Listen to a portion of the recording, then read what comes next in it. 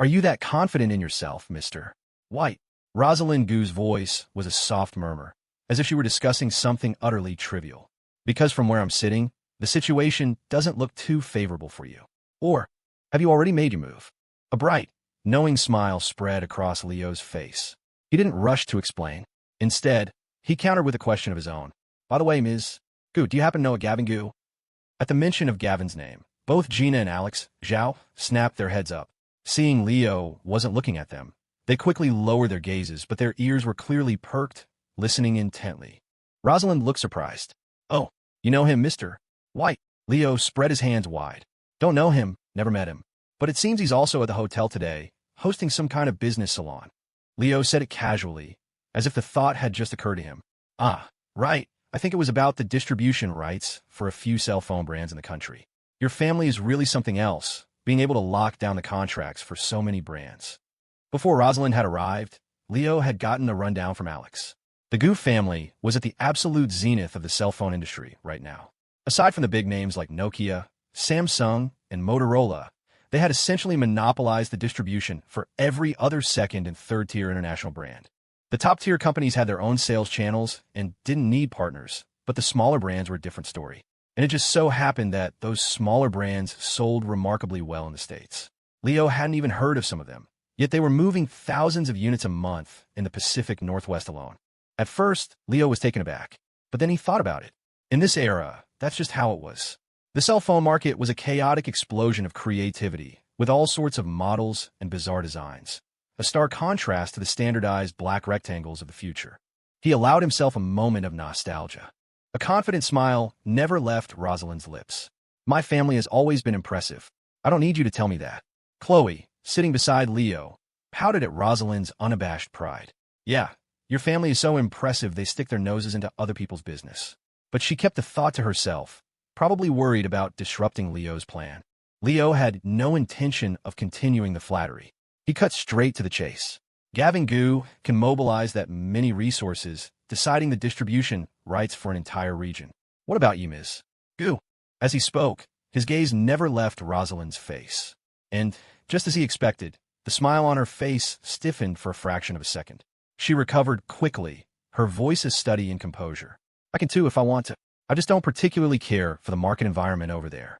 It feels like everything we see now is just a temporary phase.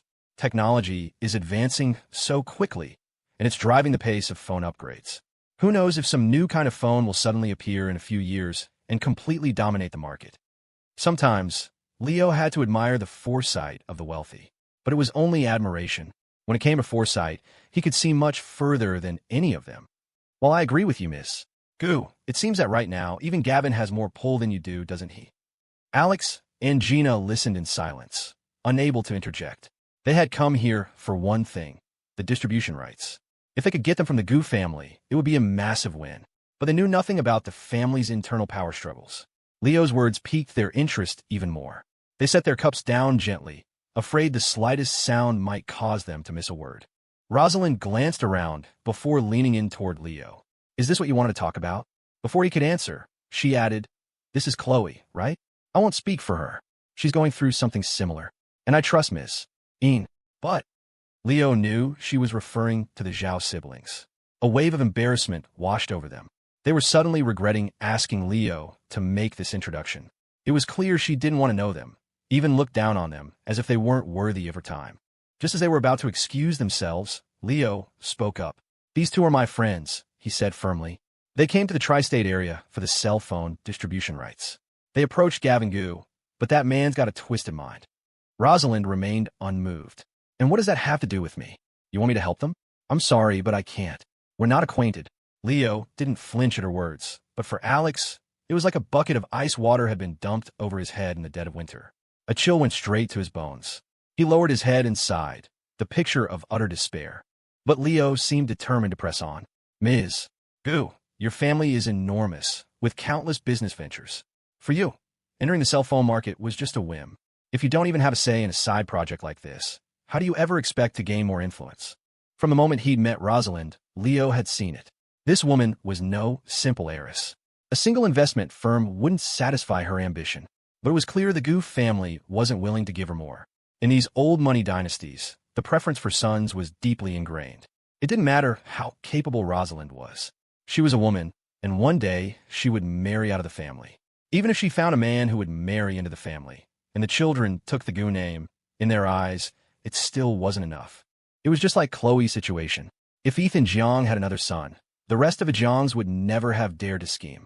This was all just Leo's speculation, but if he was right, it explained why she had sought him out. Grayson Gu was working with Vivian Qian to take over the Jiang Corporation, and their success seemed imminent. To wrest control from Grayson, it was only natural for Rosalind to approach Chloe. But standing in front of Chloe was Leo. So, she had to come to him. Of course, this was all just a theory, but from the look on Rosalind's face, he was pretty sure he was 9/10 of the way there.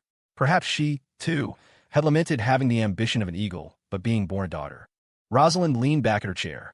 I know you're trying to provoke me, but for some reason, I feel like being a little impulsive. Leo grinned. No rush, Ms. Gu. Think it over. Just give me an answer. If this works out, then we'll have a reason to continue working together. Without waiting for her reply, he took Chloe's hand and stood up to leave. Before walking out, he called over his shoulder to Laura and the Zhaos. Let's go. We'll let Ms. Gu have some quiet time. Boss, did you seriously call me all the way out here just to have dinner? Laura Eanes said, quickening her pace to catch up with Leo as they left the private room. She was clearly annoyed. Do you have any idea how busy the company is right now? The new year is almost here. The company party, the holiday schedule, seasonal bonuses, year-end bonuses. Does any of that ring a bell? The entire company is swamped, and you, the boss, are the only one with nothing to do. Leo gave an embarrassed chuckle. Thinking about it, Rosalind was right. The only reason his company hadn't gone under yet was primarily thanks to Laura. He quickly let go of Chloe's hand and draped an arm over Laura's shoulder, giving her a gentle squeeze. Laura, you're the real MVP. From now on, my company is your company. For the sake of our family business, you got to stay focused. Laura stopped and sighed, lost in thought for a moment. Then she spun around. Forget it. I think I'll go find Ms. Gu. Her operation seems a little more relaxed. Leo quickly blocked her path. Don't do that. She's a one-woman army over there.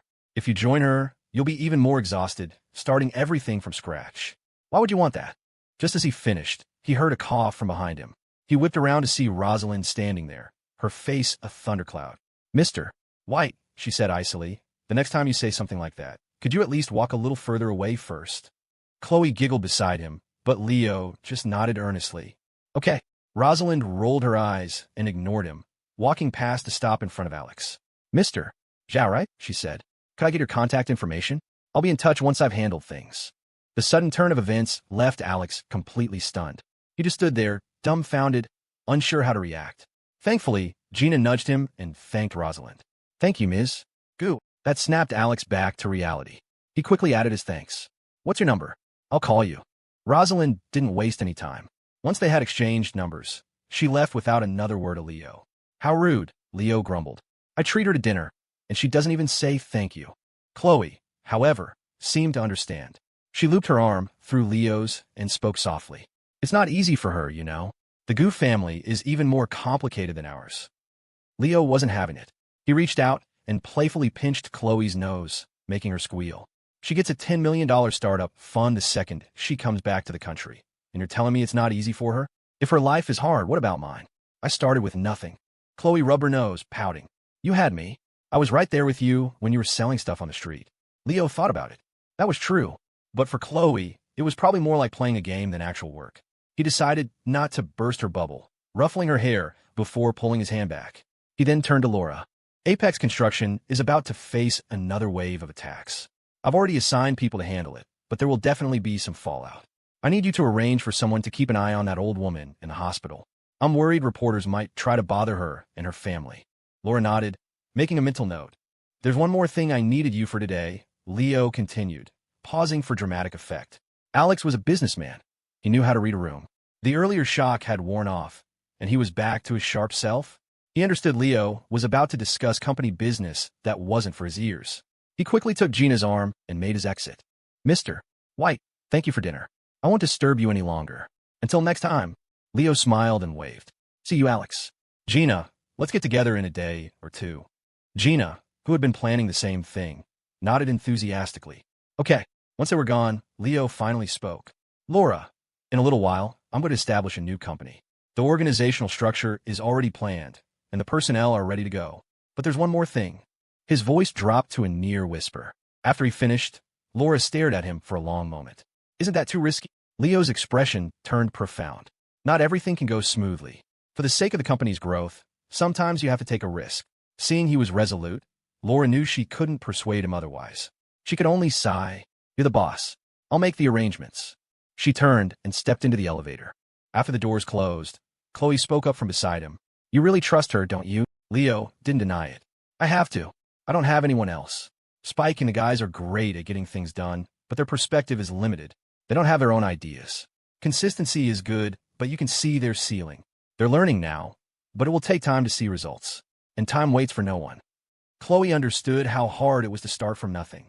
The biggest challenge was always finding the right people.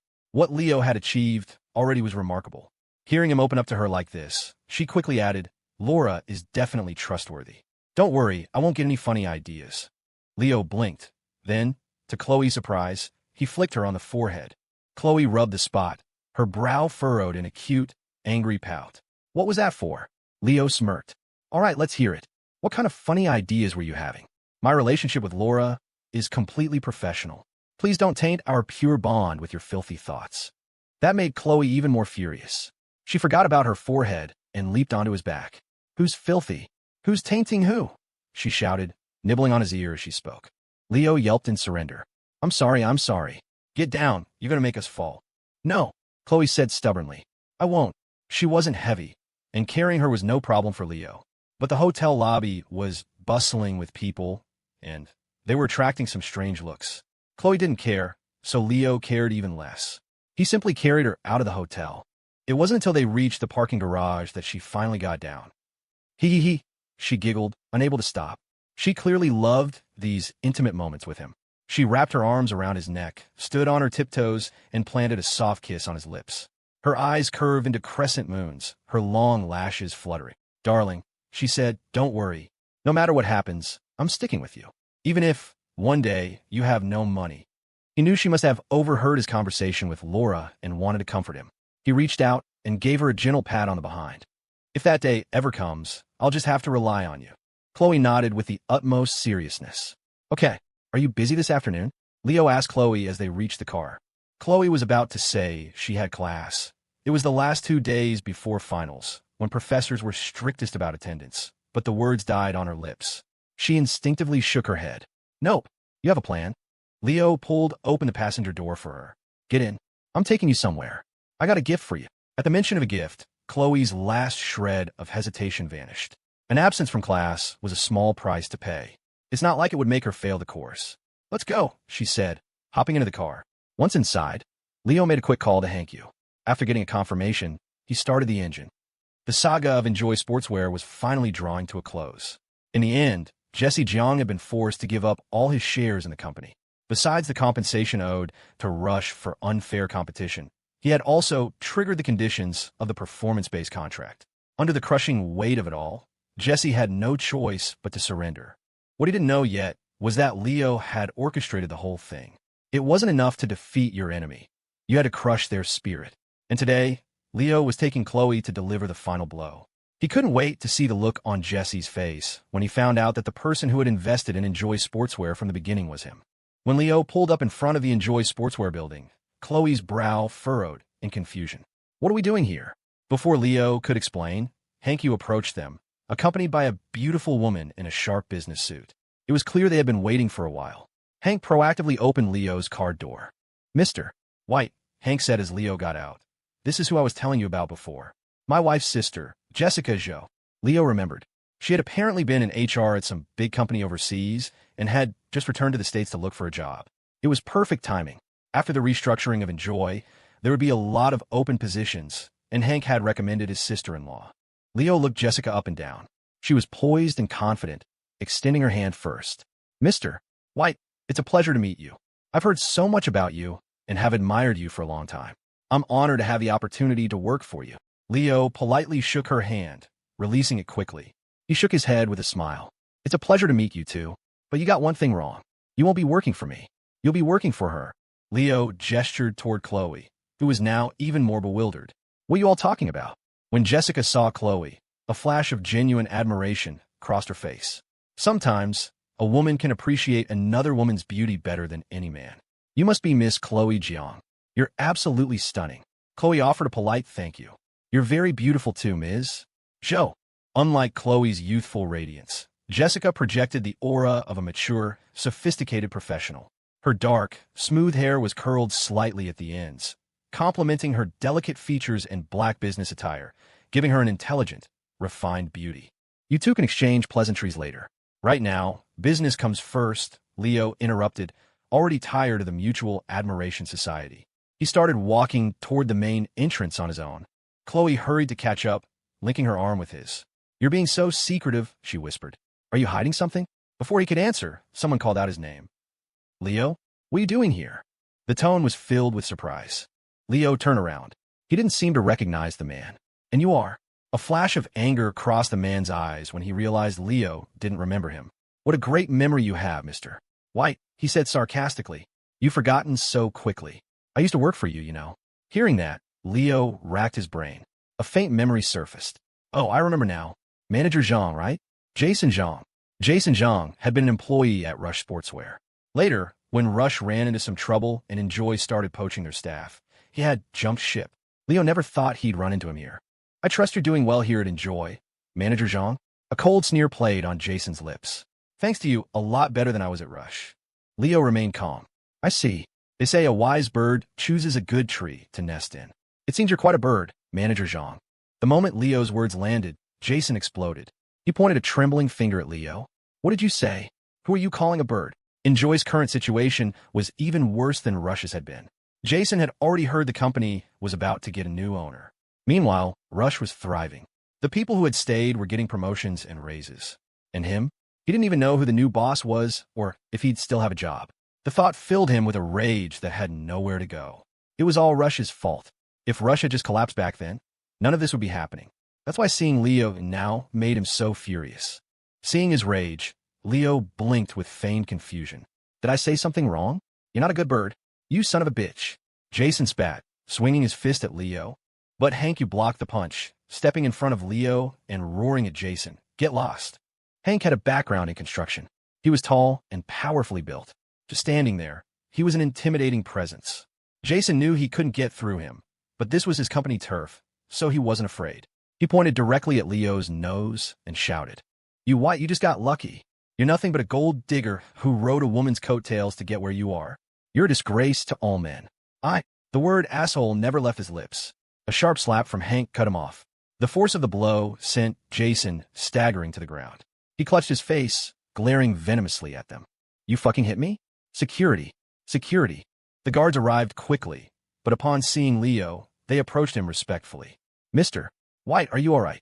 Their attitude even surprised Leo. I'm fine. The head of security breathed a sigh of relief. That's good. If you were harmed on company property, I don't know how Mr. Son would chew me out. Mr. Son? Leo asked, confused. Yeah, Connor's son. Our guy. Leo's mouth twitched. Connor had planted people in several departments when he was here. He hadn't realized that included security. Now Jason, still on the ground, was even more baffled. He clutched his cheek, his eyes wide with disbelief. Leo walked over and crouched down in front of him. You know, you're not wrong. But sometimes, luck is a part of skill. How come you don't have this kind of luck? Jason was about to retort when another group of people approached. Seeing them, Jason's face lit up as if he'd seen his saviors. Mr. Jiang. Leo White, he hit me. The newcomers were led by Jesse Jiang. Beside him were a few people Leo hadn't seen before, though Chloe seemed to recognize them. They clearly weren't close. As they approached, she simply turned her face away, making it clear she had no intention of acknowledging them. Chloe, what are you doing here? Jesse asked first. The recent series of blows had stripped Jesse of his former arrogance. He was unkempt and dressed casually, exuding an air of defeat. Chloe didn't speak. She just glanced at Leo. She had no idea what they were doing here, either. Jesse noticed her small gesture and followed her gaze to Leo. Are you here to gloat? If you've seen enough, why don't you just leave? Leo stood up and shook his head. Just then, Hank stepped forward, pulling a file from his briefcase. Mr. Jiang, my name is Hank.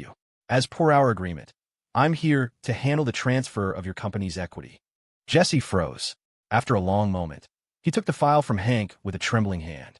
The bright red company seal on the signature page was blinding. He looked at Leo, who stood by with a faint, mocking smile, and a wave of dizziness washed over him. He collapsed. Jesse, Mr. Jiang. The group he was with rushed forward, but no one dared get too close. It was Leo who reacted fastest, pressing firmly on the philtrum below Jesse's nose. Everyone was here. All that was left was a signature. This was no time to pass out. Jesse had only fainted from a sudden rush of blood to the head. He came to a moment later, but the first person he saw was still Leo. He almost wished he'd stayed unconscious. But pretending to be out now was clearly not an option. He shoved Leo away. Leo didn't mind, as long as he was awake. That's all that mattered. Mr. Jiang, if you don't mind, we could just sign the papers right here. Jesse stared daggers at Leo. This was all you, wasn't it? Leo sighed and shook his head. No, this was all you. You were the one who tried to steal Russia's market share and poach our employees. You were the one who spent money like water, with no regard for whether the company could afford it. He paused, and seeing Jesse still frozen, he patted his shoulder. Tell me, what does any of that have to do with me? Watching Jesse's fist clench, Leo took a step back. A preemptive measure, you could say, but he was overthinking it. Jesse didn't have the guts to throw a punch. His clenched fists slowly relaxed. He let out a long sigh. I understand. Let's go to the conference room to sign. With that, he turned and walked away without looking back. Chloe noticed that as he turned, his eyes were red. Was he crying? Wasn't that a little too cruel? She whispered. Leo was thinking about what Julian Jiang had once said.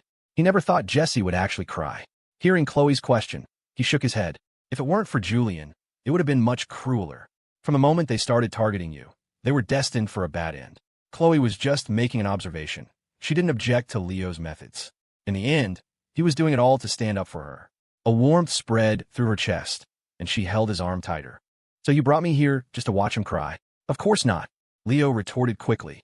What do you think of Enjoy Sportswear?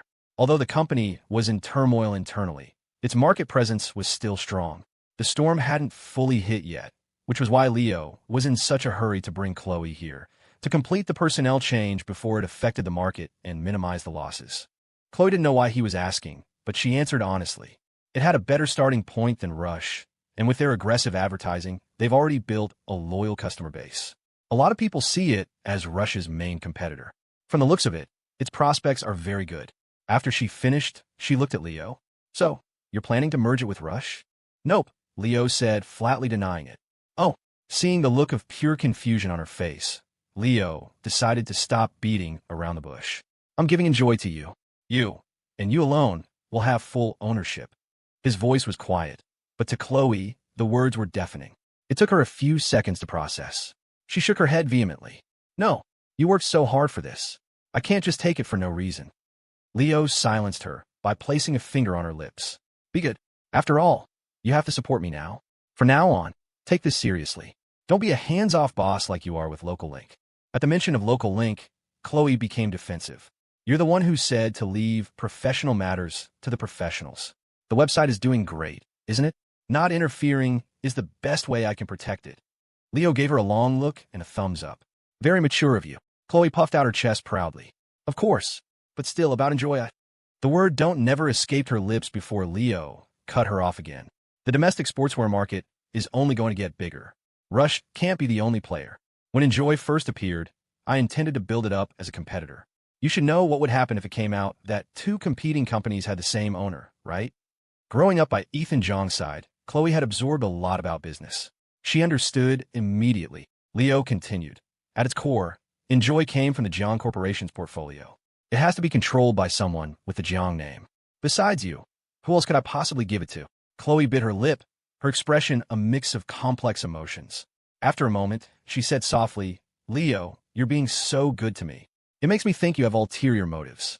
Leo blinked, momentarily stumped. He leaned in and whispered in her ear, Tell me, what ulterior motives could I possibly have left with you? Chloe thought for a moment, then replied blankly, Oh, right. Leo said, exasperated. So do you want or not? If you're determined to refuse, I'll just ask someone else. I want it. Chloe blurted out. Whatever you give me, I'll take it. Enjoy Sportswear was formerly an old, established clothing company. Jesse Jiang had renamed it after acquiring it, along with the office building. It wasn't a tall building, only 6 floors. It hadn't had elevators before, Jesse had installed two after taking over, just for show. His office was on the top floor. He was still sitting in his executive chair, legs crossed, staring at Leo in shock. Are you insane? You're really giving enjoy to Chloe. Compared to his astonishment, Leo was much calmer. Enjoy? You're probably the only one who really cares about it. At Leo's words, Jesse fell silent. Thinking about it, he realized it was true. Neither the other Jiangs nor Leo's camp seemed to take enjoy seriously. It was only him. He didn't hesitate any longer. He signed the document and tossed it to Leo. After that, he stood up, ready to leave. Before he did, he took one last, meaningful look around the office. He knew he would probably never come back here again. While Jesse was lost in his melancholic thoughts, Leo suddenly turned to Chloe. Could you go buy me a bottle of water? I'm suddenly thirsty. Chloe gave him a knowing look. She had a feeling he had something to discuss that he wanted to keep from her, but she went anyway. Jesse wasn't surprised that Leo had sent Chloe away. It was as if he had expected it. Since you're leaving anyway, I have one more question for you, Leo said. The night after my college entrance exams, besides you and Richard Chien, who else was involved? Jesse froze. The question hit him like a physical blow. He stood there, stunned, for a long moment before sighing. I never intended to harm Chloe. The moment you took her into the hotel, I notified her father. Leo didn't doubt that part. Chloe hadn't been harmed, but his past self had been harmed quite severely. He couldn't explain that, though. He could only give Jesse a cold glare. If that weren't the case, do you think you'd still be alive? Did you really think I was the only one who knew about it? Jesse was at best a clown. Leo had never taken him seriously. He didn't have the guts to come up with such a sinister plan on his own. If it hadn't been for that text message he sent to Ethan, Ethan would never have let him off so easily. Not even his own nephew. Leo was no saint. He couldn't just let things go. Jesse was just the beginning. Richard Chien was the key. But that man had hidden himself too well. His background was deep, his reach extensive. Even Ethan didn't have a good way to deal with him yet. Jesse desperately wanted to avoid reminiscing about that night. His gaze flickered away, unable to meet Leo's. Finally, he spoke softly. You probably already know, don't you? So why ask again? Even my fourth uncle doesn't want to bring this out into the open. Let's just let it go. Unwilling to answer, Jesse turned and left. At the door, he paused, his back still to Leo. You know, Julian was right. I'm not cut out for business. I'm too easily used. I should thank you for making me see that. If you can, tell Chloe I'm sorry. She called me her brother, but I never had the sense to act like one. Jesse paused as if crying. He wiped his eyes and forced a steady voice. You're very capable, and you're good to Chloe. No wonder fourth uncle approves of you. A lot of people with the Jiang name wouldn't take care of her unconditionally like you do. Maybe she's lucky to have you. Otherwise, she might have had to face the cruelest darkness in this world. With that, Jesse was gone. Leo watched him leave, saying nothing more. What neither of them knew was that just around the corner in the hallway, a figure was leaning against the wall, tears streaming down her face. She held a hand over her mouth, struggling to keep from making a sound. Chloe was smart. She just preferred to act a little silly around Leo, to make him care for her more. That genuine, heartfelt care and affection were what she needed most. Everyone envied her for her family, for being born into a life of luxury. But few could understand her suffering. The people living under the same roof all had their own agendas. Her so-called home was just a place to sleep. Leo's appearance had given her every fantasy she'd ever had about warmth. He could be infuriating sometimes, but when it mattered, he had never let her get hurt. What's taking so long just to get a bottle of water? Leo waited in the office for a long time. He checked his watch. It had been half an hour since Chloe left. He was about to call her when she finally walked in, holding 2 bottles of Gatorade. Her eyes were a little red and swollen, as if she had been crying. Leo didn't ask, "Did you get lost?" "Yes," Chloe said, pouting, but there was still a hint of grievance in her voice. "You knew I was lost, and you didn't even come looking for me." Leo took a step forward, guided her into the executive chair, and began massaging her shoulders from behind. "Don't worry. I'll never let you get lost." "You said it." Chloe loved this feeling of being alone with Leo. Even if they did nothing, just being together quietly was enough. "Of course I did," Leo said. He walked around to the front of the desk and handed her the agreement. "Sign it. Once you do, this company is yours." Because he had already given her a heads up, Chloe didn't hesitate this time. She deftly signed her name. Her handwriting was beautiful, her signature stylish. At the end, she drew a little heart, something that would be hard for anyone to imitate. "Well, Boss Jiang, I hope you'll take good care of me from now on." Chloe's eyes curved into crescents as she smiled. "Naturally. Don't you worry. I'll treat Rush as a serious competitor. Starting next week, I'm coming for your market share. Leo knew she wasn't kidding.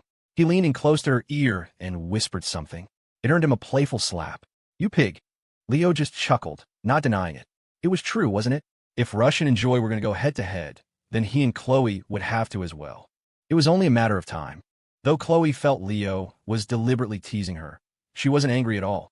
In fact, she felt a tiny thrill of anticipation. This woman, she was probably a lost cause. Just as she herself had said, she loved Leo down to her very bones. Boss Jiang, seeing as I've given you such a grand gift, shouldn't you treat me to dinner? Chloe stood up from the chair and wrapped her arms around Leo's neck. Of course. What do you want to eat? Leo thought for a moment. You. Without a moment's hesitation, Chloe pressed her full, red lips against his. Leo tasted a faint hint of rose. A moment later, she pulled away. Seeing his expression, she burst out laughing. Leo wiped his lips with the back of his hand. Just as he thought, rose-flavored lipstick. As finals approached, the library study rooms buzzed with activity. There were always those who, in a last-ditch effort, tried to cram an entire semester's worth of material in just a few days. Leo had promised to spend the afternoon in the library with Chloe, but after only an hour, he was already getting restless. Chloe noticed. Why don't you go take care of your business? In front of her was a laptop. She was juggling reading her textbook and handling affairs for Enjoy Sportswear. It was a lot to ask of her. I don't know if I should, Leo said, feigning reluctance. Chloe saw right through him. What reluctance? His face was about to split from smiling. You don't want to go? I'll take you at your word then. Before she could even finish her sentence, Leo was already gone, waving as he walked away. See you later, beautiful. Chloe giggled, her laugh soft and melodious, attracting the attention of many around them. But she paid them no mind, returning her focus to her work. She glanced at the empty seat beside her and, after a moment's thought, called Sophia Sue. Sophia, are you studying? Want to join me? Oh, okay then. From her expression, it was clear she'd been turned down. And it made sense. Sophia was just as busy, with no time for studying. All her energy was poured into the beauty market. As her company grew, she often felt overwhelmed. She wasn't like Chloe, who had family support in her business ventures. Sophia had to do almost everything herself. After Sophia hung up, Hollywood stared at her blankly. Was that Chloe? When Sophia nodded, Holly sighed. Sophia, what kind of spell did Leo put on you to make you so devoted? Sophia put down her phone and thought for a moment. Probably one without a cure. Come on, let's finish this up. I have to go out of town for a bit soon, so I'll be leaving everything to you. Holly let out a theatrical wail. No. She put on an exaggerated expression. Sophia, I can't live without you. Don't go. She tried to lean on Sophia, but was unceremoniously pushed away. Sophia chuckled. You're not Leo. Saying that to me won't work. Holly pouted. Are you two going on a trip? Yep. We have to get away for a while. We've been talking about it forever. Is Chloe going too? Holly asked. Sophia nodded.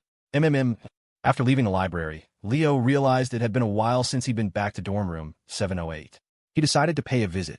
With Connor's son's help, the guys from 718 had turned their delivery service into a respectable business. They had even secured a generous angel investment in the recent university entrepreneurship competition. The investor was Ethan Jiang. Even though the Jiang Corporation was in a tough spot, that was the corporation's problem. It affected Ethan, but not that much. Ethan's money was Ethan's money. He wasn't going to use it to bail out the corporation. Any real boss would draw that line. The dorm was the same, but as Leo reached the door, he was surprised to hear a commotion inside. Were they reciting vocabulary? His mouth twitched. He pushed the door open. Room inspection, he bellowed. The shout startled Shane, Xia, and the others. Holy crap. Leo, what are you doing back? Mark Leong was the first to react, shouting at Leo. Shane had been leaning back in his chair, an English textbook covering his face. Leo's shout made him fall right over. He stumbled to his feet, didn't even say hello, and just chucked the book at Leo. Whoa, Leo said, dodging it easily. I just came back for a visit. You don't have to be so enthusiastic. The book sailed out the door. Leo glanced behind him, but didn't bother to pick it up. Orange. Chad Xiong, ever the calm one, tossed him a piece of fruit. From Mark's family orchard. They're pretty good. Mark grinned sheepishly. It's a small town. That's all we've got that's worth sharing. As they spoke, Leo split the orange in half and took a bite. Really sweet. Mark beamed at the praise. The news that Leo was the owner of Rush Sportswear had spread across campus. To have such a successful person compliment his family's oranges was, just thinking about it, incredibly exciting. How about more here? Want to take some with you? Leo didn't stand on ceremony. Well, if you insist. Could you help me put them in my car later? Sure thing. Shane, rubbing his backside, retrieved his book and tossed it onto his desk. You can at least make less noise when you come back, he grumbled. Leo nodded seriously. I'll try. Anyway, who's up for some gaming at the Net Cafe? Not me. Shane refused flatly. We've got a mountain of work to do. If it weren't for finals, we'd still be at the office right now. Office? Leo asked, intrigued. Chad pulled a chair over. Mister. John's first round of funding came through. We'd already set up the company, but the departments weren't properly organized. Now that the structure is in place, we rent an office. When you have time to come give us some guidance. You're a shareholder, after all. Leo was bullish on the food delivery market, but he knew the time wasn't right for it to truly take off. What the guys from 718 had accomplished was already impressive. He had told them before not to worry about his share, that they could just run it themselves, but they had insisted on including him, giving him a stake no smaller than theirs. As they put it, without Leo, there would be no company. The funding, the connections, the resources, almost all of it came from him. They were young, without much guile. If someone was good to them, they returned the favor tenfold. Hearing Chad's invitation, Leo's interest was piqued. All right, let's all go check it out after exams. By the way, I heard from Richie that our class is having an end-of-semester party. Mark nodded eagerly. Yeah, it's not expensive, so the four of us figured we'd just treat everyone. We're all classmates, after all. Leo didn't agree with their idea, but he didn't try to stop them either. Perhaps for them, the point of making money was to show off in front of others. It made sense. They were all around 20 years old, full of pride and ambition. By the way, Leo, the market at Mill District is your project too, right? Chad, the most level-headed of the group, asked. When is it scheduled to open? We need to get in touch with the vendors beforehand to work out the delivery logistics. This was something they had been discussing for a while. It was the foundation of their plan to expand the delivery service on campus. The university town had the market, but it lacked willing vendors. Although they had a few partners now, the selection was too limited. As a result, some people tried it once or twice and then gave up. Even the best food gets old if you eat it too much. After Chad spoke, Mark and the others quieted down. They had been wanting to ask Leo about this for a long time, but knew he was busy and hadn't wanted to bother him. Now that he was finally back, they had to get a clear answer. The project was no longer a secret, so Leo saw no need to be coy. All the facilities and equipment will be installed and tested over the winter break. It will officially open for business next semester. By the way, who's in charge of vendor relations? I can have someone compile a list of their contact information and email it to you. The delivery service was part of the promise Leo had made to the vendors. If it took off, it would be a win-win for everyone. Most of the vendors who had signed on were the same residents who used to run stalls in the Old Mill District. It was a good thing if they could earn a little more income. Thinking of this, Leo was suddenly reminded of Coco. According to the hospital, her great-grandmother was out of critical danger. However, due to pre-existing chronic conditions, her health was still poor. What surprised Leo was that after waking up, the old woman had agreed to a media interview. On camera, she had stated that she had fallen accidentally and that no one else was to blame. Even so, some people still tried to spin a story, claiming Leo had threatened her into changing her statement.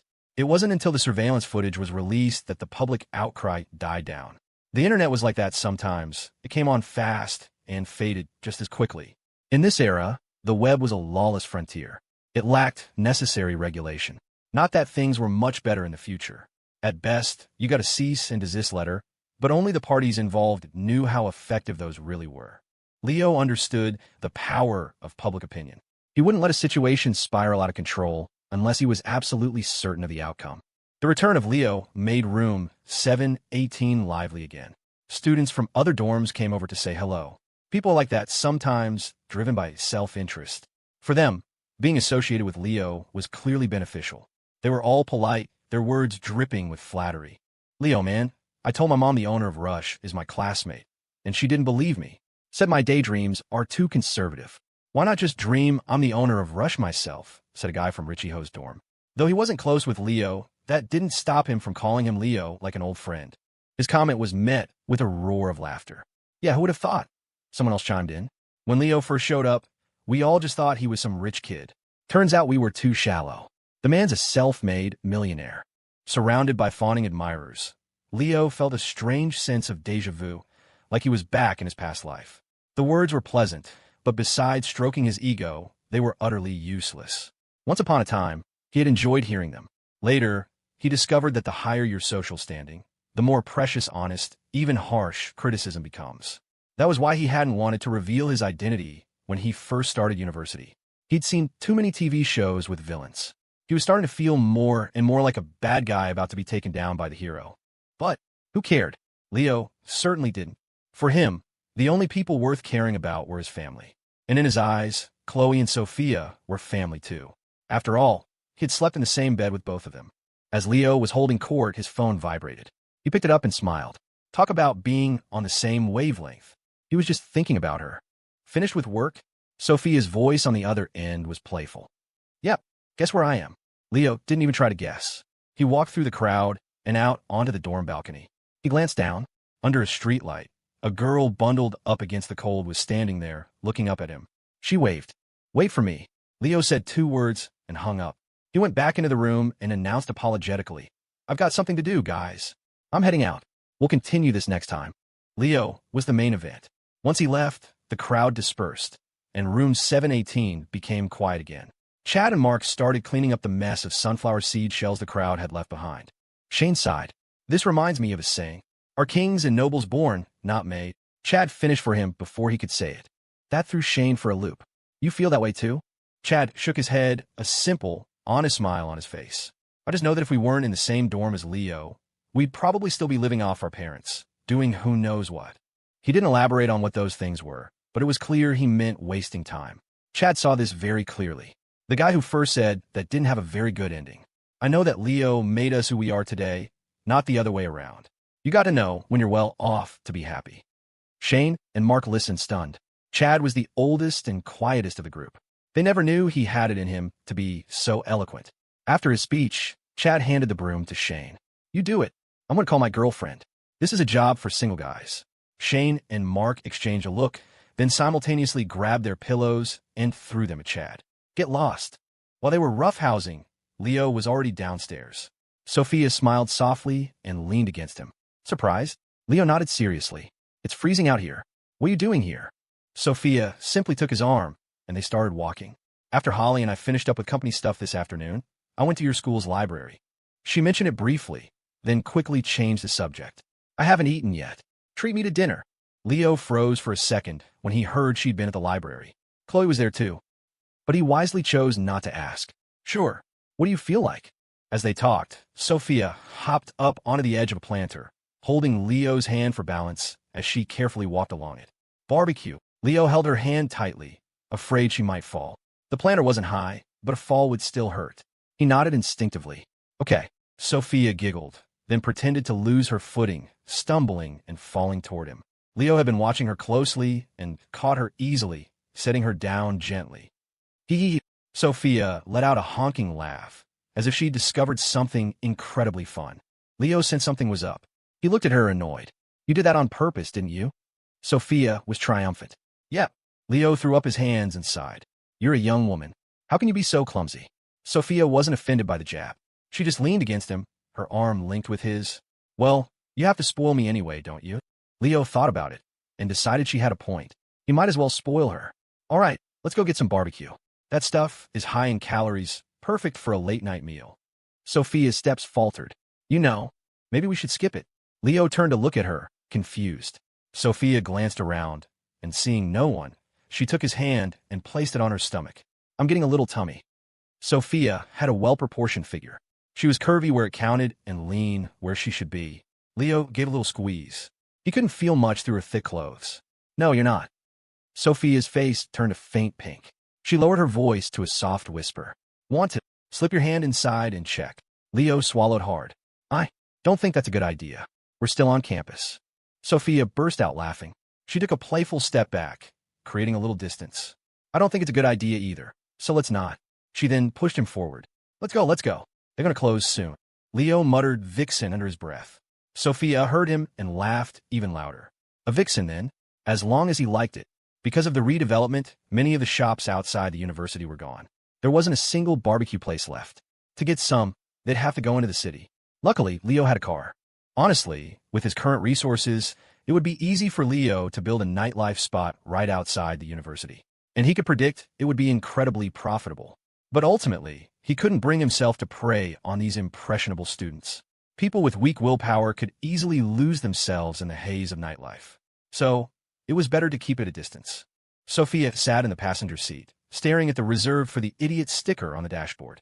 She had tried to peel it off earlier, but it was stuck on as if it had grown there. Eventually, she had given up. Though Leo was focused on driving, he noticed her little movements. He just smiled to himself without saying a word. Silly girl. She really was silly. After they parked in front of the barbecue joint, Sophia was still pouting. Leo. She had dropped the big brother and just used his name. Leo was not pleased. He gave her a light pat on the butt. Who are you talking to? Sophia bit her lip, a pitiful look on her face. But to Leo, it just looked like an invitation. You're trying to seduce me.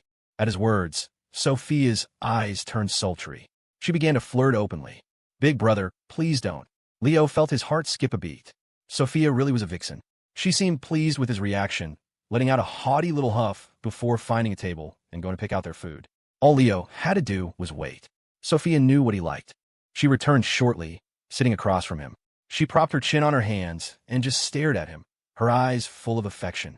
It was a good thing Leo was thick-skinned enough to keep playing on his phone, unfazed. Anyone else would have been blushing by now. When Leo finally put his phone down, Sophia spoke in a low voice. All done. Tucked her in. Leo was nonchalant. Yep, it's about that time, isn't it? Sophia nodded. I guess so. In that case, should we go back and go to sleep too? Leo was tempted. Sleeping with Sophia was incredibly comfortable. He was about to agree when she burst out laughing. Just kidding. Let's eat first. Leo knew he'd been played. He retorted sarcastically, not worried about getting fat. At the mention of that, Sophia deflated like a pop balloon. She slumped in her seat, rubbing her stomach. Maybe. I'll just eat a little. From her expression, it was easy to guess she had indeed put on some weight. What girl didn't care about her figure? Leo glanced over, thinking he'd definitely have to get his hands on her later tonight to see just how much she'd gained. Sophia sensed his roguish gaze and looked at him warily. What are you thinking? Don't you dare try anything funny. Is that the kind of person you think I am?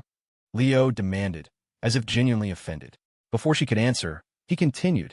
After we eat, I'm taking you back to your dorm. Sophia froze for 2 seconds, then shot up and sat down next to him. Leo scooted over, and she scooted over with him. Are you angry? She asked cautiously.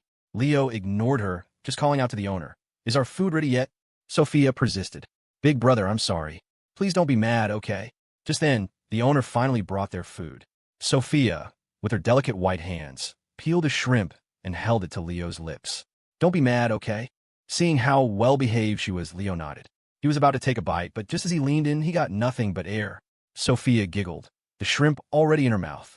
Humph, she declared righteously. That's what you get for ignoring me. Leo suddenly felt that barbecue wasn't a necessity. He put down his chopsticks and just watched Sophia. If it were anyone else being stared at for so long, they might have gotten self-conscious. But this was Sophia. If Leo wanted to watch, let him watch. She was fully clothed after all. She continued eating on her own, not asking him anything. He could just pay the bill later. It was already 10 o'clock. Leo was bored out of his mind, playing a game on his phone, when it suddenly rang. Boss, Coco's great-grandmother is asking if she can sign the papers now. It was Lauraine. He could tell from her tired voice that she was probably already in bed. But she had called him the moment she got the news. Truthfully, Leo's original plan was to ignore them. The approval from the county had already come through, with a clear note. If the residents were truly attached to their homes and unwilling to move, then so be it. They could just build around them. Leo wouldn't do anything illegal, like a forced demolition. But their asking price was so outrageous that if he met it, he wouldn't be able to justify it to the residents who had negotiated in good faith. When he got the official approval, Leo had already decided. He would not touch the homes of the few remaining residents. He never expected the old woman to give in now. Honestly, I didn't want to make this call, Laura said after a moment's hesitation. But I really couldn't make this decision on my own. When Leo had asked her to arrange for someone to look after the great-grandmother, she had taken the opportunity to learn more about their situation. Coco is a good girl. So sensible it breaks your heart. The old woman isn't well. She can't take care of her. Leo understood what Laura was getting at. She had developed a soft spot for them.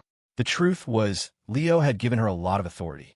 She could have easily approved the signing on her own, even increased the compensation. But she hadn't. She knew very well that this kind of decision could only be made by Leo. Just as he had said, you can't solve all the world's problems. An image of the little girl's clean, innocent smile flashed in Leo's mind. Let her sign. What about the other two families? Laura wasn't directly in charge of Apex Construction, but she had asked Hank Yu before calling Leo, so she had a general idea. They don't believe we're willing to change the blueprints. They know the cost of redesigning is much higher than what they're asking for. They're banking on that. Laura didn't elaborate. Any project involving relocation was bound to be complicated. Leo grunted in understanding. All right then, you can make the final call on the great-grandmother situation. As he finished, he was suddenly reminded of a news story from his past life. A celebrity had sponsored a poor student, only to be turned on and accused later. He added a word of caution. Laura, your fame is only going to grow. You'll meet more and more people coming to you in the name of charity. You can help, but you have to be careful. Laura chuckled. I know. You're such a nag. Leo knew he had said too much and wisely ended the call without even a goodbye. After hanging up, he saw Sophia staring at him blankly. What's wrong? Sophia shook her head and used a napkin to wipe a smudge of grease from the corner of his mouth. It seems you also understand the principle that a tall tree attracts the wind. Leo was a bit confused by her comment. Sophia pouted. Do you have any idea how many times your name and keywords like Rush Owner appear on Livewire every day? Now Leo was curious. How many? In 2004, a platform like Livewire would only have a few 100,000 daily active users. How many times could his name possibly appear? 5,000, he guessed, then immediately shook his head, thinking he had aimed too high. But Sophia just shot him a look. In the high 5 digits. Thinking about it, Sophia sighed. And the frequency has been increasing lately. And that's just Livewire. Leo was stunned. Then he asked, you guys launched the hot list already? Sophia nodded. It really boosted user engagement. Leo didn't care about that. Am I on it? Sophia sighed again. Now you care? I have back-end control, so no. But I can't say the same for other websites. And the most discussed topic is your love life. At that, Leo, regardless of whether it was appropriate, slung an arm around Sophia's shoulder. Honestly, these people have too much time on their hands. Can't they just live their own lives? I'm so sincere in my approach to relationships. What's there to even talk about? Sophia rolled her eyes at him. You're talking, but why are you wiping your greasy hands on my clothes? Caught in the act, Leo felt a little embarrassed and sheepishly pulled his hand back. Whoops, my bad. An accident. Sophia couldn't be bothered with him. She'd called out to the owner. Check, please. He's paying.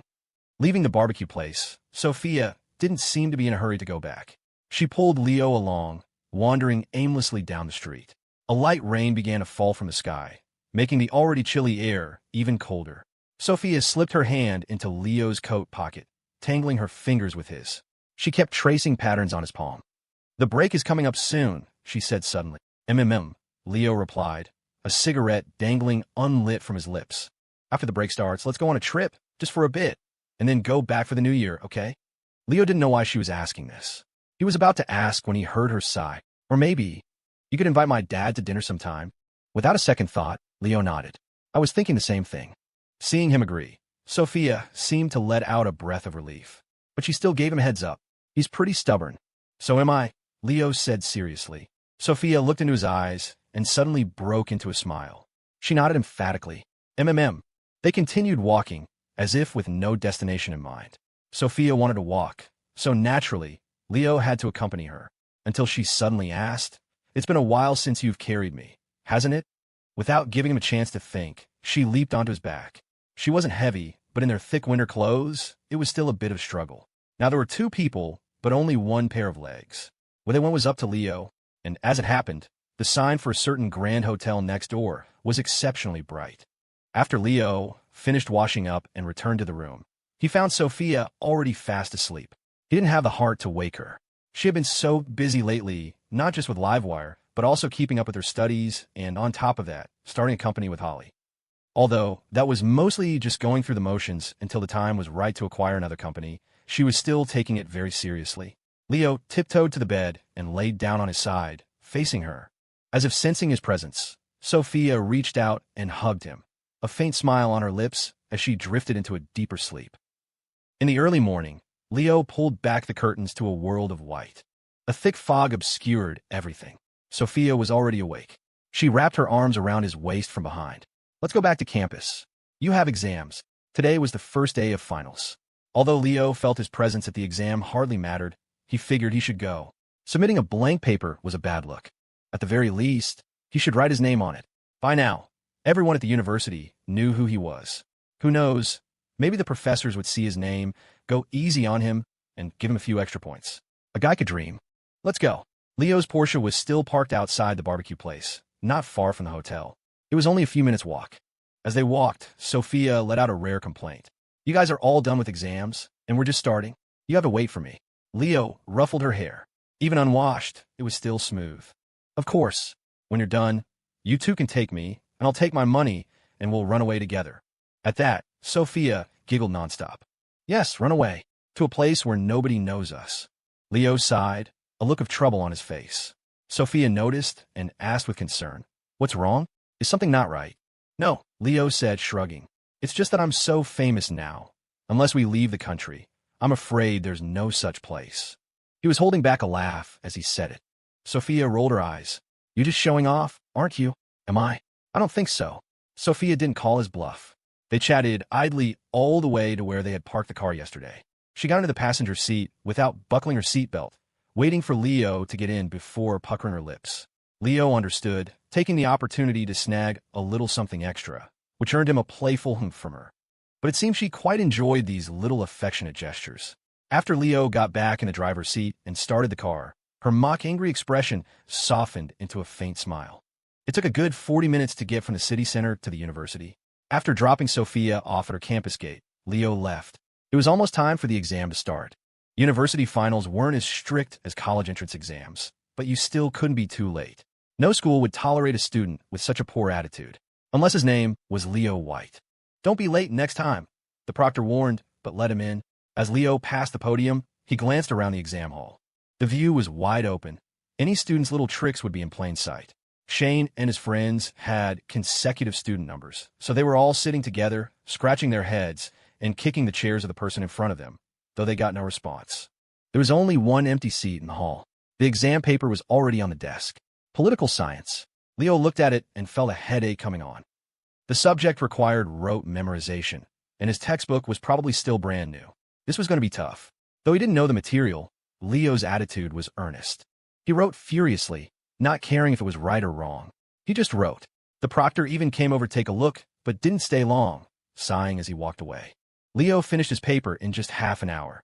He didn't leave, just laid his head on the desk for a nap until the proctor announced that time was up. As he lifted his head, a commotion erupted in the classroom. Almost everyone was looking outside. Leo followed their gaze, quickly handed his paper to the teacher, and went out. You finished early? Chloe was holding a cup of bubble tea. She had just finished her own exam, so she shouldn't have had time to buy one. Chloe nodded. Our paper was pretty easy this time. The professor told us what to focus on beforehand, so I finished early. I tried calling you, but it said your phone was off, so I came to check. I can't believe you can even fall asleep in an exam. Did you stay up late last night? Leo shook his head vehemently. Nope, not at all. Chloe didn't press the issue.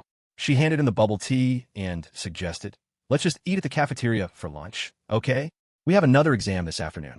To Leo, it didn't matter where they ate. He nodded in agreement. On the way to the cafeteria, Chloe kept leaning against Leo, sniffing his clothes. Are you part dog? Leo grumbled. Chloe pouted. No, I'm not. Sophia was in the library with me yesterday afternoon. Her shampoo smells exactly the same as yours. Leo's steps faltered for a fraction of a second. So you're a part dog. The moment her suspicion was confirmed, Chloe seemed to relax, but she still complained, humph. And you didn't even invite me. She sounded like a wronged little wife, her tone laced with sourness. Leo promised solemnly, next time for sure. By the way, did you buy the thing I asked you to?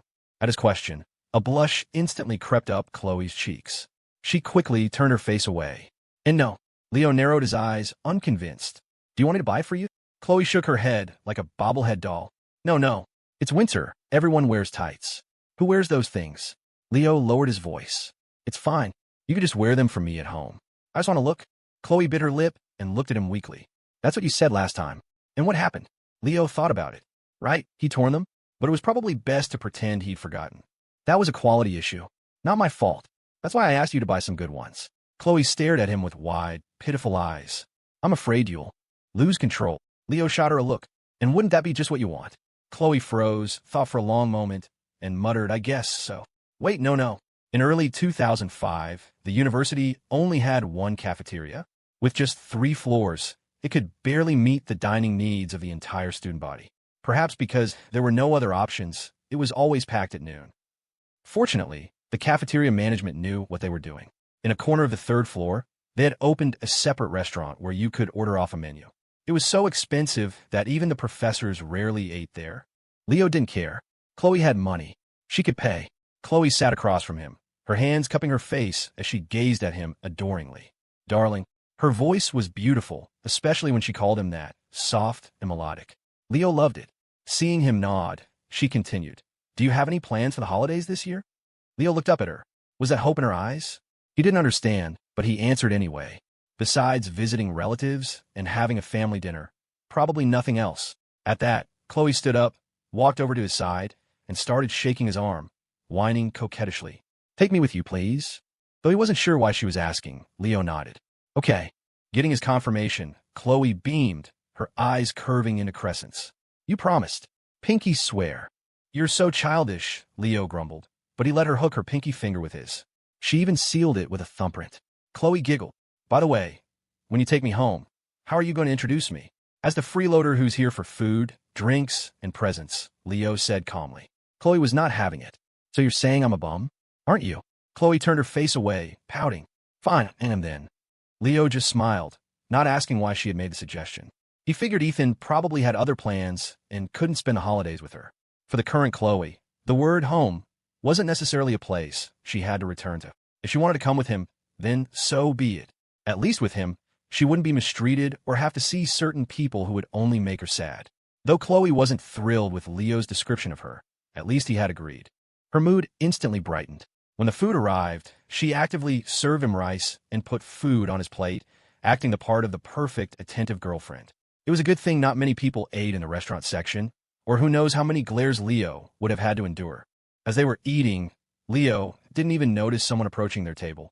"Chloe, Leo, long time no see." A smiling face is hard to hit, and judging by her smile alone, Yvonne Yuan was quite attractive. "Yvonne, what a coincidence," Chloe greeted her. Leo continued eating.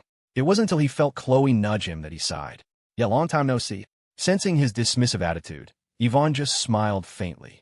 She knew he was still holding a grudge from last time. But even so, she would do it all over again if she had to.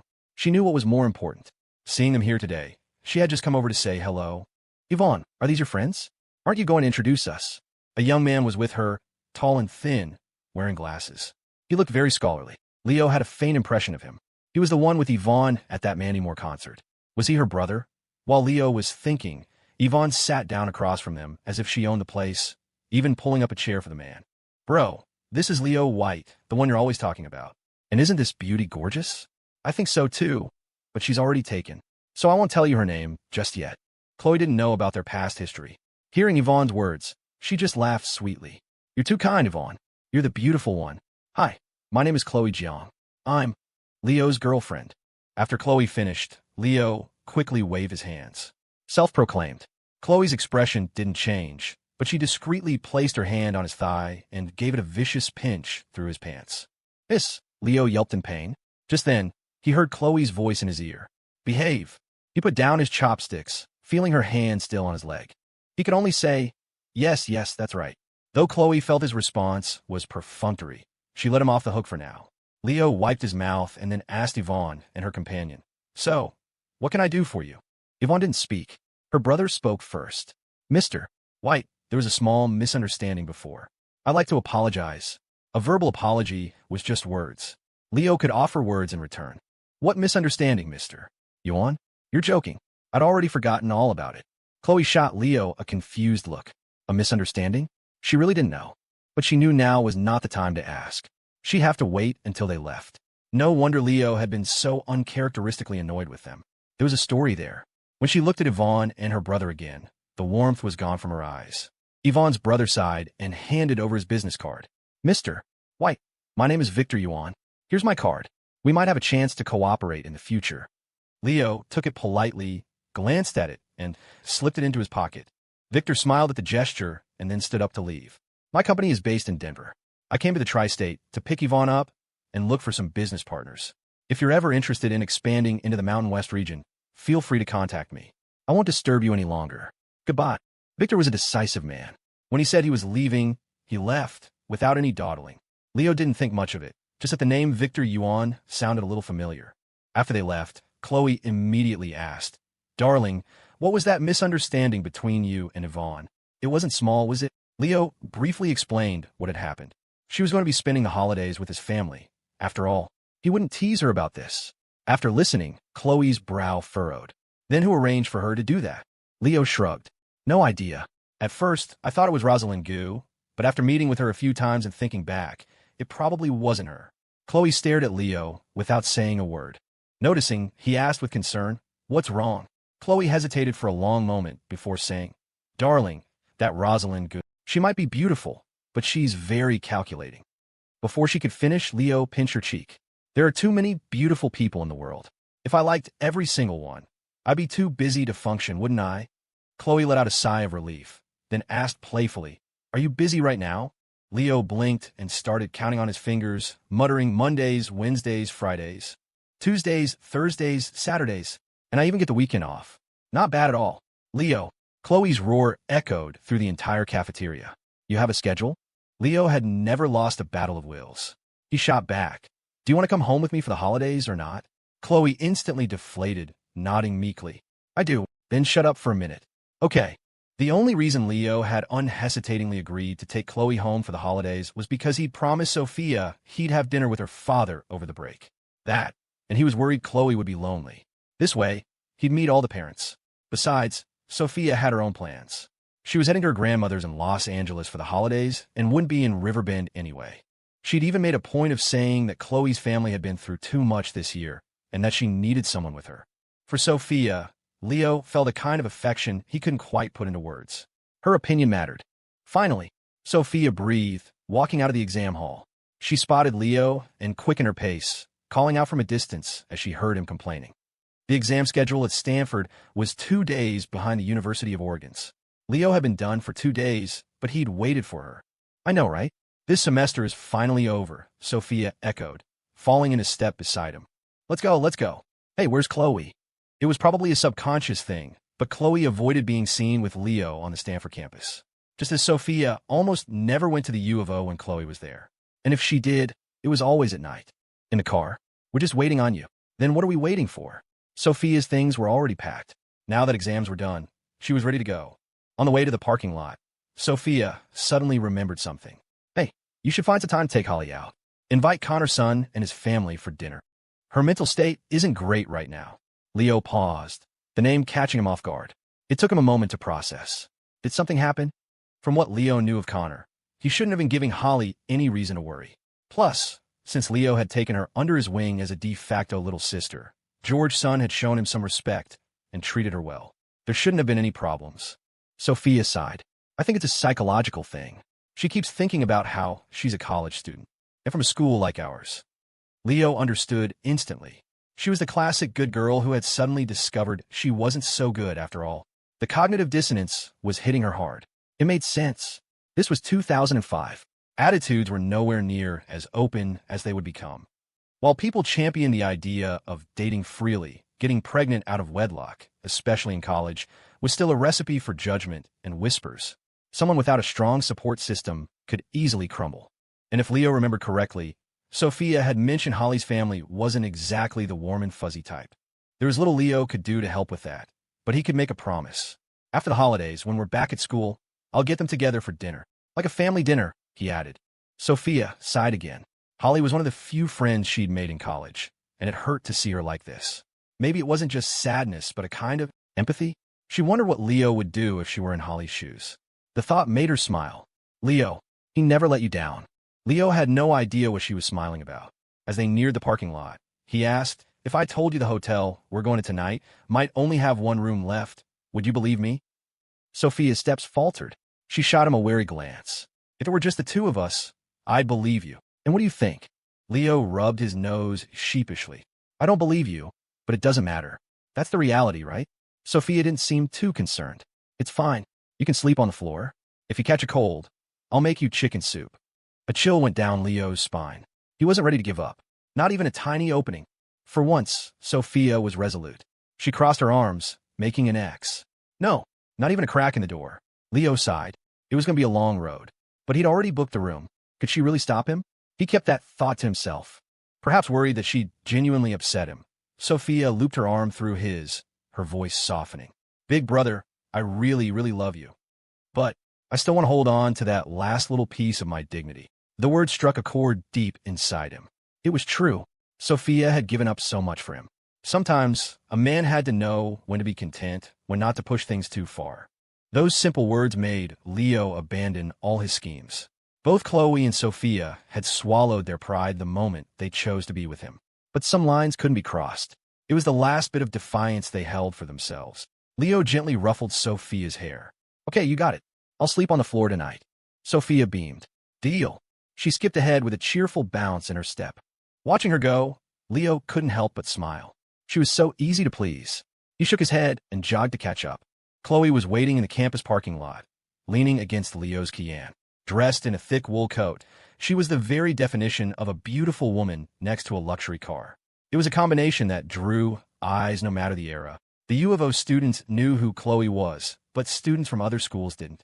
A few bold ones tried to chat her up, but she politely turned them all down with the same simple reason.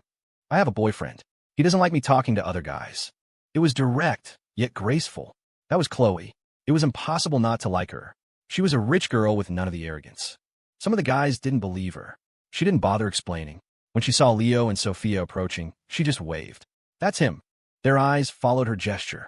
There was only one guy, walking side by side with another beautiful woman, their interactions clearly intimate. This left the would-be suitors even more baffled. Yep, Chloe said, her voice crisp and clear. It could only be him. Once Leo was in the driver's seat, he wondered for a split second who would take the passenger side. It was a wasted thought. Chloe pulled Sophia straight into the back with her. They were laughing and whispering about something. He faintly caught a phrase. Idiot seat. Whoever wants it can have it. Leo was happy for the peace and quiet. He could just drive. The trip had been planned for a while. They were heading straight for Aspen.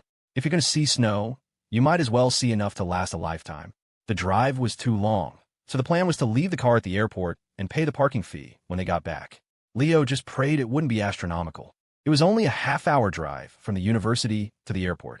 Chloe and Sophia chattered away the entire time, oblivious to the world. Leo tried to jump into the conversation a few times, but was completely ignored. He finally gave up and stayed silent. After parking, Leo pushed the luggage cart into the terminal. His phone rang. It was Alex Zhao. Mr. White, thank you so much, Alex said. Ms. Who already contacted me. Everything's been handled. When are you back in Riverbend? I'd like to treat you to dinner. Leo was surprised. It had only been a few days. Rosalind Gu worked fast. He was momentarily stunned, but decided to pass on the dinner. I won't be back until after the holidays, Leo said. You'll be busy then, too. Let's skip it. When you have time to come to Oregon after the break, I'll treat you. Though he was turned down, Alex wasn't the least bit upset, nodding and smiling as he enthusiastically agreed. Leo didn't think much of it. Helping Alex had been a casual act, a way to provoke Rosalind and test her intentions. The result was very satisfying. The truth was Leo didn't have some deep-seated hatred for the Gu family, but being constantly antagonized by them was irritating. If he did nothing, they'd mistake him for a pushover. In the long run, he wouldn't be able to do business at all. He'd just be waiting to get fleeced. And Leo White was no sheep. Besides, the Gu family was getting cozy with Richard Chien, and they were all plotting against the Jiang Corporation. Leo had no reason to stand by and watch. That was Chloe's dowry, after all. The thought made him glance in the rearview mirror. His gaze was so intense that Chloe couldn't decipher it. She was arm in arm with Sophia, following behind him. It was a harmonious picture. So harmonious, in fact, that Leo felt like the third wheel. Chloe's brow furrowed. Something wrong? Leo sighed. Nope. He'd talk about the dowry later. While waiting at the gate, Leo excused himself to go to the restroom. Once out of sight, he dialed Rosalind Gu's number. He didn't for a second believe Alex had called him out of pure gratitude. It was obviously Rosalind's doing, designed to make him call her. He might as well play along. Sometimes a man had to take the initiative if he wanted to make something happen. Rosalind, he dropped the formal Ms. Gu. It felt more intimate. Calling her Ms. all the time sounded like he was talking to cocktail waitress. Rosalind just chuckled at the change in address. They were both smart enough to understand. When there was mutual benefit, they could be friends. When there wasn't, you were a nobody. I'm in a meeting. What's up? She asked, feigning ignorance. She had just spoken to Alex, told him the matter was settled, and reminded him to let Leo know. That's why he was calling. Since she wanted to play dumb, Leo decided to let her. Thanks for helping my friend out, he said, then added a playful jab. Looks like your status in the family has been on the rise lately, huh? It was like he'd hit a nerve. Though she muttered something about it being so, Leo could clearly hear the improved mood in her voice. He pressed his advantage. Your brother is probably still dealing with the Jiang Corporation mess, right? I have to say, he really cleaned up this time. He's amazing. That's the Jiang Corporation. Such a huge enterprise. I wonder how much your family managed to get out of it. Even though Ethan Jiang had implemented a series of countermeasures after returning to the country, the Jiang Corporation was no longer the behemoth it once was. It was no longer his to command alone. Plus, he was intentionally letting his existing projects fail to transition them over to Leo. The collapse was happening faster than anyone anticipated. When a whale falls, 1,000 things flourish. Aside from the assets Ethan had transferred beforehand, many other projects were being slowly devoured by others. The Gu family, led by Grayson Gu, was the most voracious. If Leo hadn't known about Ethan's plan, like everyone else, would have thought Ethan was finished. Thinking of this, Leo had to admire the old fox. Ethan was truly something else. It looked like he was retreating on all fronts, but in reality, he was just shedding the baggage he'd accumulated over the years. The core assets had already been moved. If he wanted, he could establish a new, smaller Jiang Corp tomorrow that would be just as formidable. Leo brought this up with Rosalind for a reason. He wanted to test her again, to gauge her attitude toward her brother. Rosalind seemed to understand, but she didn't say anything explicit. Grayson has always been exceptionally capable. The projects the family entrusted to him have all been managed impeccably, earning a lot of money for us. His team is fully formed now. I've seen them. They're all very sharp. So, I'm not surprised by his current success at all. She rambled on with a string of empty platitudes. Leo summed it up. He's my dear brother. Why would I ever betray him? Seeing that it was almost time to board, Leo lost his patience. Since she wasn't willing to state her position, he'd let it go. He wasn't the one in a hurry. Rosalind, I've got to run. My plane is about to board, he said directly. It's a long flight. Talk to you later. I'll treat you to dinner when I get back to Oregon after the holidays. Bye. Leo hung up just as he said he would. As he pressed the end call button, he vaguely heard her saying something like, "You left Oregon," in a surprised tone. He didn't care. He didn't need to report his whereabouts to her. He shoved the phone in his pocket. A moment later, it rang again. He glanced at the screen. Rosalind. He declined to call, but she was persistent, calling again and again. Leo simply turned off his phone. You had a chance to talk. Now you want to? Too late. Leo had underestimated Rosalind's determination. When he returned to his seat, Chloe handed him her phone. It's for you. Leo wasn't surprised that Rosalind had Chloe's number. If she didn't have at least that much resourcefulness, she wouldn't be Rosalind Gu. Still something you need. Leo's tone was stripped of its earlier patience. Rosalind's casual air was gone, too. The winter formal, and that incident at the Mill District, that was all Grayson's doing. Don't you have any thoughts on that? Nope, Leo said flatly. Rosalind was stunned. Could Leo really just let it go? She was still unconvinced. Actually, his position isn't that secure right now, she tried again. If you were to... Before she could finish, Leo cut her off. Rosalind, that's your beloved baby brother we're talking about. Rosalind didn't know how to respond. After a long pause, she said softly, even siblings have disagreements. I just want what's best for this family. Happy to cooperate, Leo said, having no interest in hearing her high-minded excuses. His plane was boarding, and he couldn't be bothered with idle chatter. Happy to cooperate, she echoed. Neither of them specified what that cooperation would entail. That wasn't something you could settle over a single phone call. He handed the phone back to Chloe and headed for the boarding gate. As he walked, he sent a text to Laureen. She was the best person to handle this. This was where Leo's weakness showed again. His team was still immature, unable to keep up with the pace of his growth. He was no match for Grayson Gu in that respect. When Grayson started a project, he had top-tier talent and resources at his disposal. He just had a voice and idea, and someone would quickly produce a comprehensive analysis and implementation plan. Under those conditions, it was hard not to succeed. And Leo? He could only rely on his prescient knowledge of the market. He wanted to build his own professional team, but the few people he trusted were already assigned to other posts. It was a long road ahead. Leo sighed and turned his gaze to Sophia. Sophia, though she was walking side by side with Chloe, Sophia had noticed the change in Leo's expression. Hearing him call her name, she responded immediately. Yes. Next semester, Leo said slowly, help me scout around your school. See if you can recommend any suitable talent. As one of the top universities in the country, Stanford produced a stream of talent for various fields every year. Recruiting from the general pool was useful, but you couldn't gauge a person's character in a single interview. The quickest solution was to find people directly through trusted contacts at the source. Although college students lacked real-world experience, that also meant they hadn't been tainted by it yet.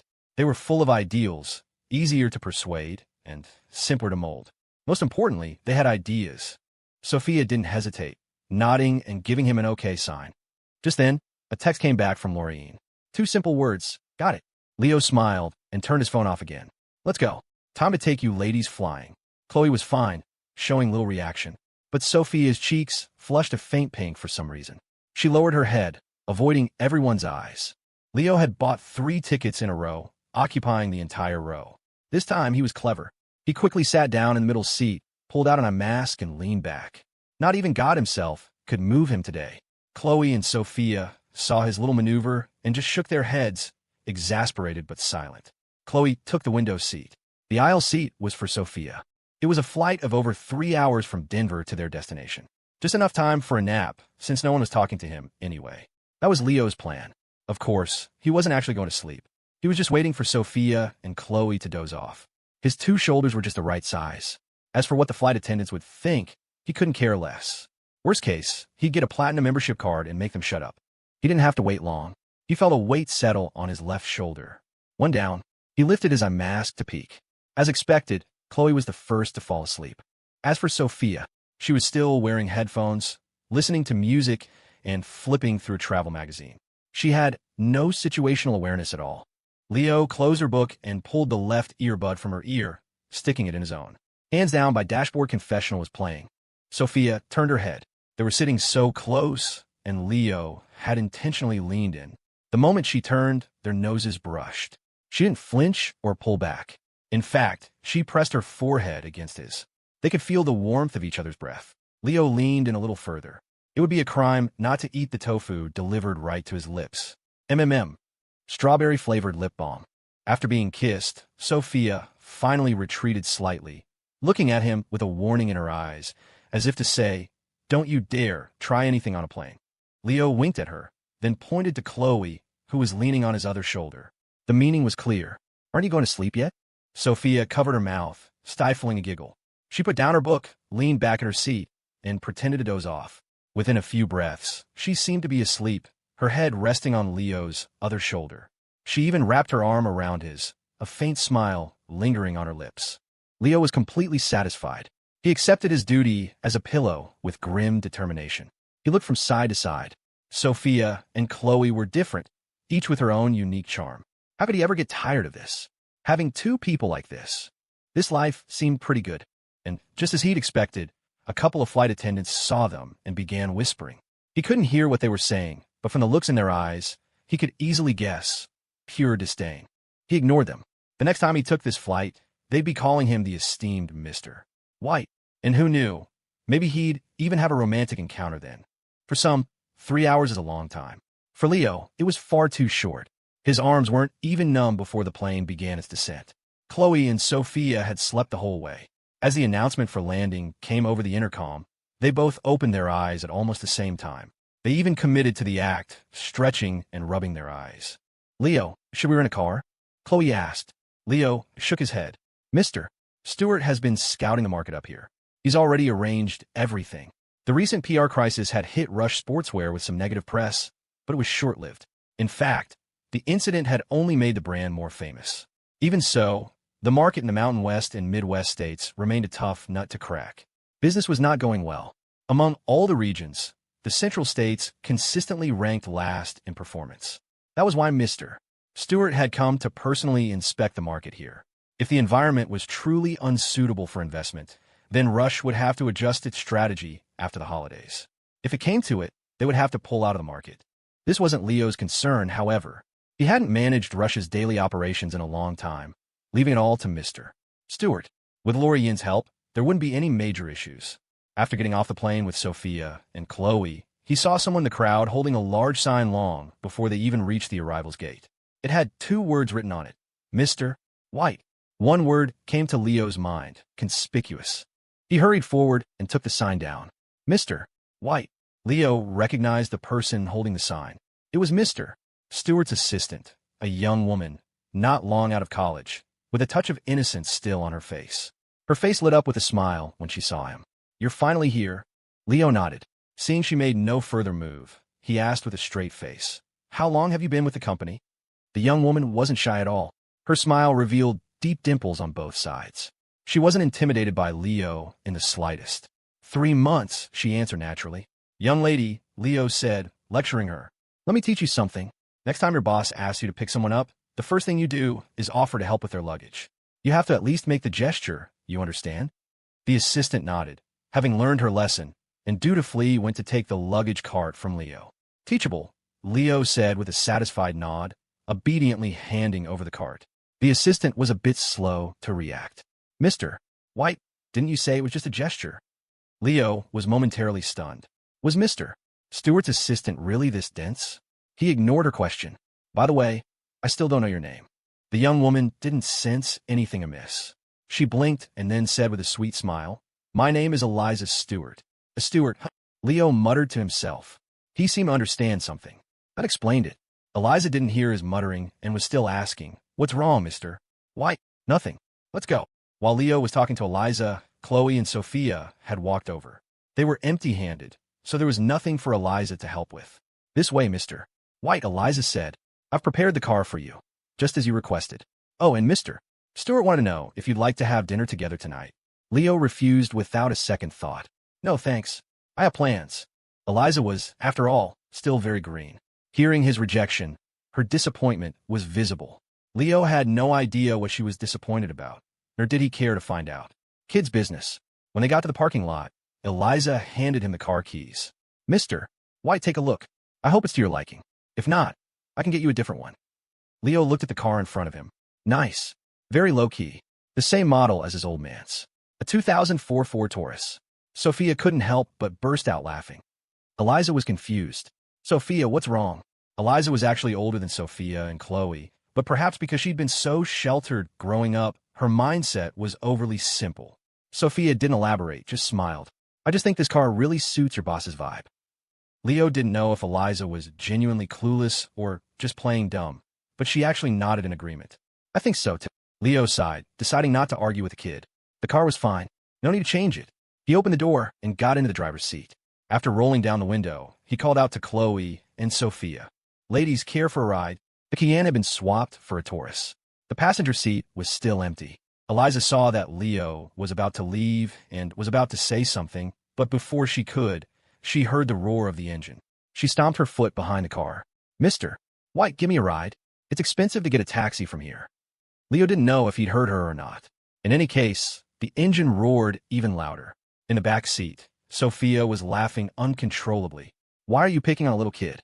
Leo had his hands on the steering wheel, waiting at a red light. Hearing Sophia's words, he shook his head. "She's older than you. Is she still a little kid?" Sophia fell silent. Perhaps because of her family background, she was more independent and mature than her peers. So when she saw Eliza, she had subconsciously disregarded her age. Chloe had been staring out the window. She mumbled, "Anyway, I think the way she looks at you is weird." Leo couldn't help but laugh out loud. "It is weird. Weirdly cute." Chloe's pout deepened. From the rearview mirror, Leo could see her lips were pursed even more than when they kissed. He decided to explain. "Mr. Stewart has plenty of capable people. Why would he send Eliza? That's something worth thinking about. Perhaps in the eyes of others, I'm just some insatiable lek," Leo thought with a helpless smile.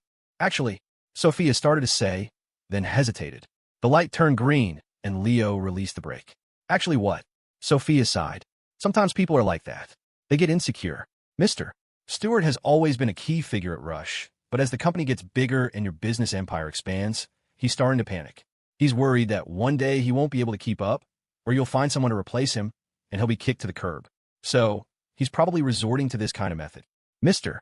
Stewart had been the vice president of Leo's uncle's garment factory. He was capable, but only in the context of a small factory with a few hundred people. At Rush, he was managing thousands, signing off on deals worth millions. He ultimately lacked the nerve for it. It was only thanks to Leo's absolute trust in him. And perhaps it was precisely because he knew this that he felt so insecure. "Looks like I need to find some time to have a private dinner with the old guard from Rush." Sophia smiled faintly. When it came to business, Leo was always reliable. Just as Leo was driving, he got a call from Mr. Stewart. His tone was full of guilt. "Leo, I'm so sorry. I asked that little girl to arrange a car for you. I had no idea. She actually got you Taurus. I'll have it replaced for you right away. Uncle Stuart, don't worry about it, Leo said quickly. My old man drives this exact car. I'm used to it. Don't go to any trouble. You just handle your business. Mr. Stuart's trip to the Central States was anything but a vacation. He had a lot to deal with. The investment here was nearly as high as in other regions, but the profit margin was consistently negative. If this continued, even a company as rich as Rush couldn't afford the losses. Mr. Stuart had called to test the waters to see if Leo was angry with him over the car. For now, it seemed all was well. All right then, if you need anything, just let me know. I've met a lot of people here recently. I'm starting to get a handle on the market. I believe we'll have a solution soon. Uncle Stuart, I have 100% confidence in you. Leo interjected before he could finish. You don't need to report every little thing to me. Just follow your instincts. If you're ever really unsure, you can ask Laureen. If she doesn't have an answer, then you can talk to me. Mr. Stuart nodded. After a bit more small talk, Leo used the excuse of driving to hang up. Listening to the dial tone, Mr. Stuart sighed. He leaned back in his chair and looked at Eliza with a mix of frustration and disappointment. I told you to be creative, but you didn't have to be this creative. A multimillionaire CEO driving a Taurus? It's a good thing, mister. Why doesn't hung up on things like that? Eliza, having been scolded, stuck her tongue out playfully. She walked behind him and started kneading his shoulders. Uncle, calm down. See? Mister. White wasn't angry. She giggled, looking utterly innocent. You told me his father drives a Taurus, so I specifically found an identical one. Mister. Stuart was at a loss for words. He could only sigh helplessly. I never should have let you join the company. Eliza pouted, her hands kneading his shoulders with a little more force. Thank you, Uncle. I'll remember your kindness. But Mr. White really is amazing. When she mentioned Leo, Eliza's eyes seemed to sparkle. And what's even more amazing is that he has such beautiful girlfriends. Uncle, who do you think he'll marry in the end? Mr. Stuart took a sip of tea. Whoever it is, it has nothing to do with you, he said irritably. That's not your business. Eliza looked unconvinced, but since she was behind him, he couldn't see her expression. He could only hear her muttering, what if it does have something to do with me? It's not like he's married yet. What are you saying? Mr. Stuart was so shocked by her words, he started coughing. He warned her, don't you get any crazy ideas. Eliza was still smiling. Isn't it possible? Seeing her uncle's expression darken, she quickly changed the subject. By the way, Uncle does Mr. White have other companies besides Rush? Maybe you could ask him if he needs an assistant or something. Mr. Stuart couldn't figure out what his niece was thinking, but he told her the truth. Leo has a lot of projects and a very obvious weakness. Not enough staff. He does a lot of things himself. He doesn't have an assistant. But before he could finish, Eliza cut him off. That's enough. Why don't you recommend me? Even as slow as Mr. Stuart could be, he sensed something was off with Eliza. He shook his head firmly. Not a chance. Letting you go meet him was a moment of weakness on my part. The truth was, he hadn't initially planned to send Eliza. But when she found out the person she was picking up was Leo, she had volunteered, promising to make Leo completely satisfied. That's why he'd agreed. For a fleeting moment, he had entertained the thought. Leo already has two. He probably wouldn't mind. If it really happened, then my relationship with Leo, the momentary impulse had led him to make a very bold decision. But impulses have an expiration date. After it passed, he was filled with regret. Eliza chuckled. You're as sharp as ever, Uncle. How could you be weak? Mr. Stuart couldn't help but roll his eyes. Sharp? You little brat. Are you calling your uncle old? Eliza quickly scampered out of the room, skipping and hopping. She really did look like a little girl. In the winter, Aspen was a sea of white. Not many roads were open for driving. Most streets were closed due to the heavy snow. Fortunately, Sophia and Chloe had done their homework before coming, avoiding all the pitfalls and heading straight for their destination, a quiet mountain village. In this era, the village hadn't exploded in popularity yet. The tourist area wasn't fully developed, and there were no price gouging schemes. But due to the weather, the car couldn't go all the way. The last leg of the journey had to be made by snowmobile. The village was serene. Leo had already booked a guest house and a guide. The rooms had heating, so it wasn't cold. Because Sophia's words had moved him, he had no ulterior motives. He booked 3 rooms, one for each of them, so no one would disturb anyone else. After settling in, Leo went out with Sophia and Chloe. The forest was piled high with snow. Leo tried stepping into it. His leg sank until his knee was completely submerged, and he still hadn't hit the bottom. Luckily, there was a snowmobile nearby. He leaned on it for support. While Leo was still testing the snow, he didn't know if it was Chloe or Sophia who started it. A snowball came flying and hit him. Because he was wearing thick clothes, it didn't hurt. But being hit was never a pleasant feeling. At a time like this, Leo had no concept of cherishing beautiful women. He packed a snowball and threw it back. To be fair, he held one in each hand. Sophia was in the middle of taking a picture when she was hit by the unprovoked attack. She set aside her usual calm demeanor, stuffed her phone in her pocket, and scooped up a huge clump of snow, hurling it at Leo. She spared a glance for Chloe and couldn't help but let out a wicked laugh. Leo's snowball had hit her square on the forehead. Her light pink beanie was covered in snow, as was her face. Her long eyelashes under her delicate brows were frosted with ice. She looked teary-eyed, already beautiful. Her pitiful appearance was somehow even more striking. But Leo, oblivious to beauty, threw another one at her. Leo, the village was great in every way, except that it got dark way too early.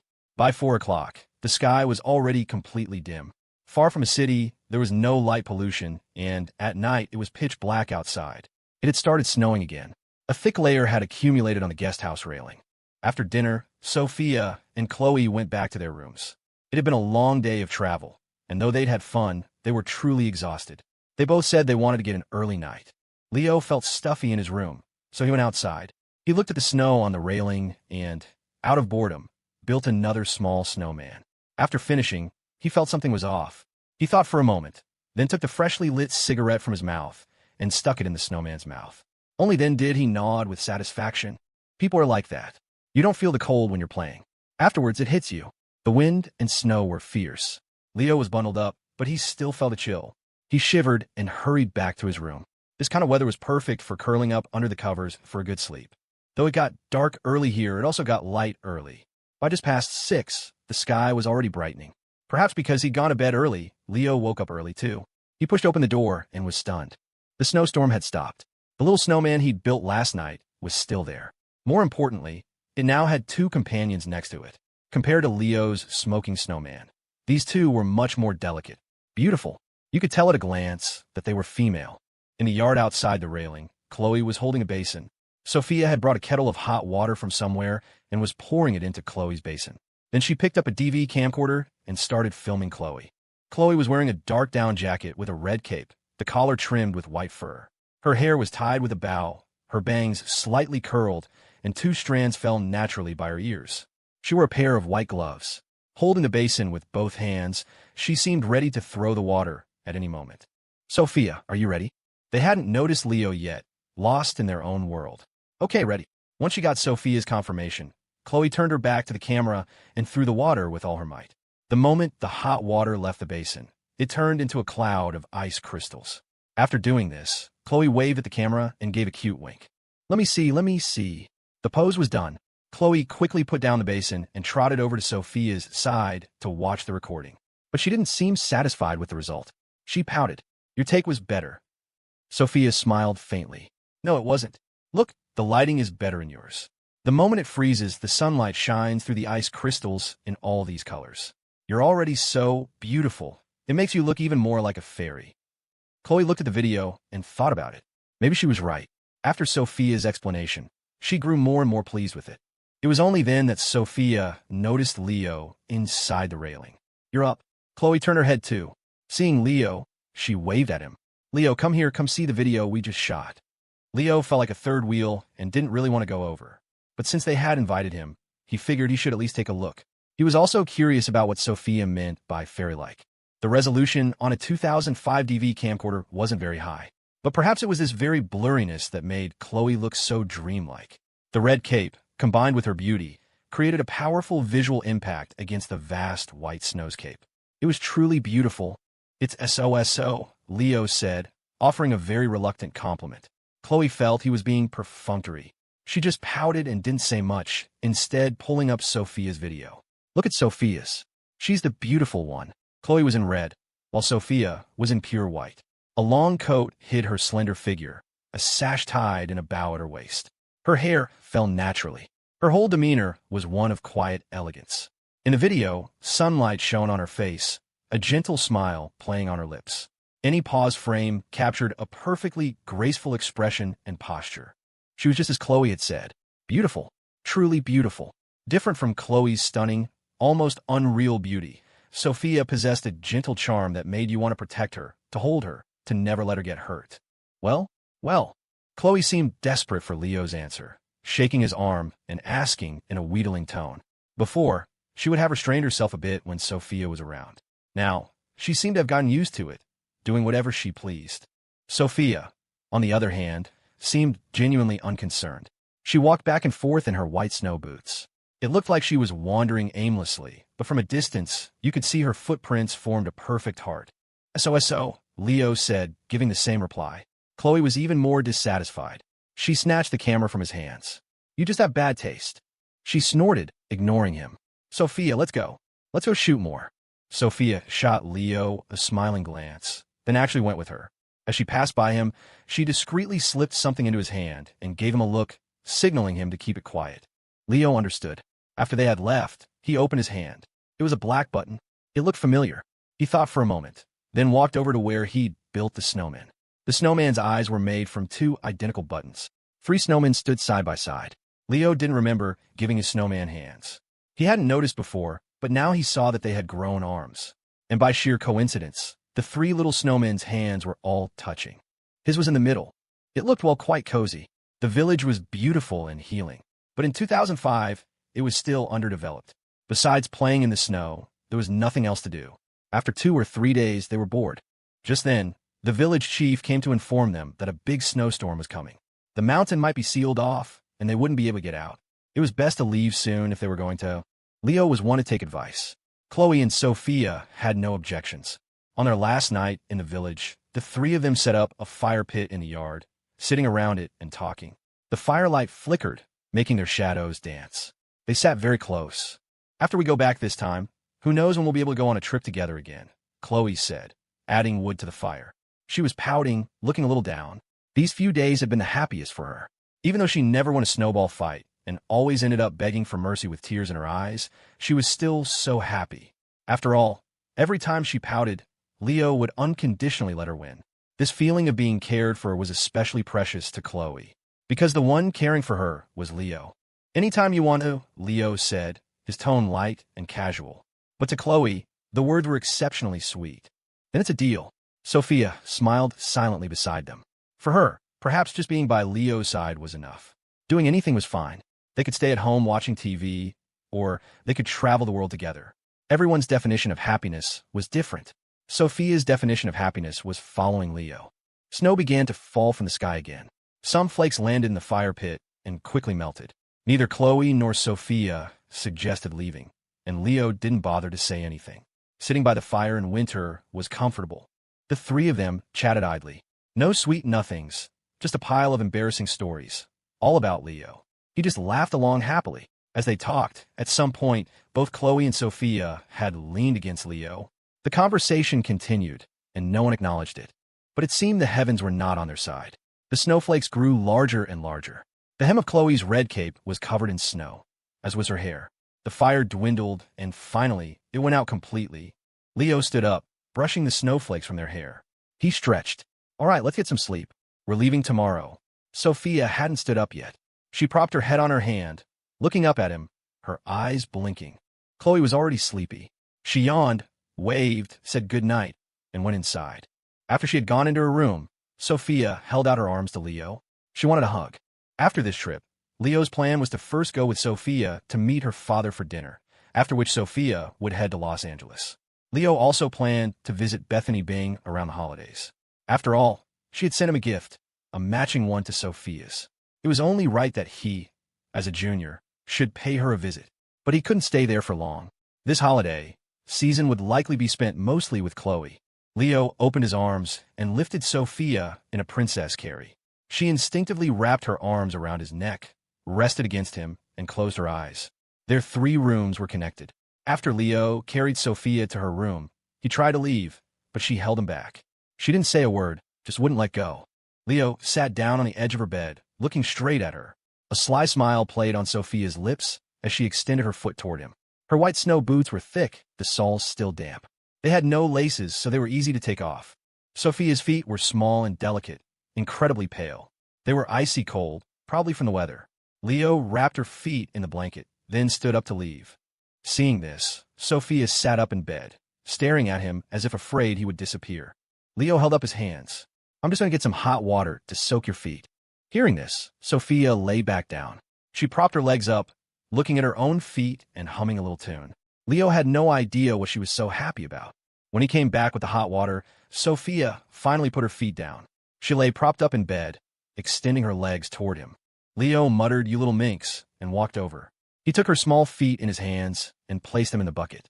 He took a moment to check the wound she'd gotten during their camping trip over the summer. It had completely healed, not a trace left. The water wasn't too hot, just right for soaking. Sophia accepted Leo's service with complete peace of mind. After she was done, she playfully lifted her feet out of the bucket and kicked them around, splashing water all over his face. Leo was not one to be trifled with. He ignored the bucket and pushed her down onto the bed. Only then did Sophia behave. Her eyes were hazy, full of a seductive allure.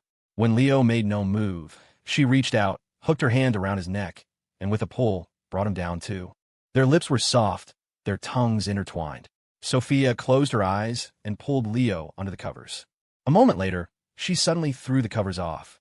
Leo was between the peaks, his hands measuring the size of the mountains. The sudden light caught him off guard, and his hand stopped. "What's wrong?" Sophia's cheeks were flushed. Her clothes were scattered on the floor. A black lace bra lay beside the pillow, particularly eye-catching. She quickly covered her eyes with her hands, as if believing that if she couldn't see, Leo couldn't see either. "I haven't showered." Leo froze for 2 seconds. That's it. But he didn't waste words. He got out of bed, scooped her up, and carried her straight into the shower. The conditions in a village guest house in early 2005 were basic. The water temperature was barely adequate for showering, and it had to be kept running constantly. If it stopped, you might as well start thinking about replacing the pipes. The bathroom was tiny. 2 people squeezed together couldn't avoid touching. Leo didn't mind. Sophia probably didn't either. Though she kept telling him to get out, she made no effort to push him away, letting him press against her. Her hands were not idle either, expertly removing her matching underwear. Sophia tried to stop him, but her mouth was covered by his, and her body went limp, seemingly drained of all strength. Leo looked at the flawless, jade-like Sophia in his arms. He rested his head on her shoulder, holding her from behind. Sophia, her body tingled. She instinctively hummed in response. "Love me." Hearing his voice, Sophia nuzzled her head against him, pressing even closer. One person can shower in a few minutes. For some reason, with 2 people, the time grew exponentially.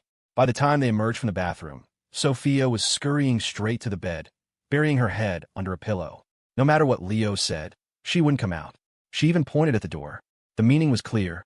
"Get out." "Huh?" Leo scoffed. "Women. So ruthless. 1 second it's, 'Oh, big brother, I love you.' The next you turn your back on me." Leo grumbled, but obediently got dressed. Sophia, hearing his words, didn't dare speak, her cheeks burning. When she heard the door close, she finally peeked out with 2 eyes. "You troublemaker." Thinking of Leo, her body went soft all over again. The next morning, Leo was sound asleep when he was awakened by a series of urgent knocks. He rubbed his eyes and groggily opened the door. Chloe stood there, looking bright and lovely. When she saw Leo, she craned her neck to peek inside. Seeing no one else, she seemed to let out a sigh of relief. "Lazybones, get up. We're leaving." Leo checked the time. It was just past 6. "You're certainly enthusiastic," he grumbled. Chloe smiled sweetly, taking it as a compliment. She even nodded. "Of course. We're going back, after all. We agreed to spend the holidays at your place, so I have to go back and prepare some gifts to bring." On this matter, Chloe seemed even more invested than Leo, but it was understandable. Leo yawned and didn't say anything else, turning back into the room. He left the door open. Chloe didn't hesitate and followed him inside. "Leo, what are your aunt and uncle like? What are their hobbies? What kind of gift should I get?"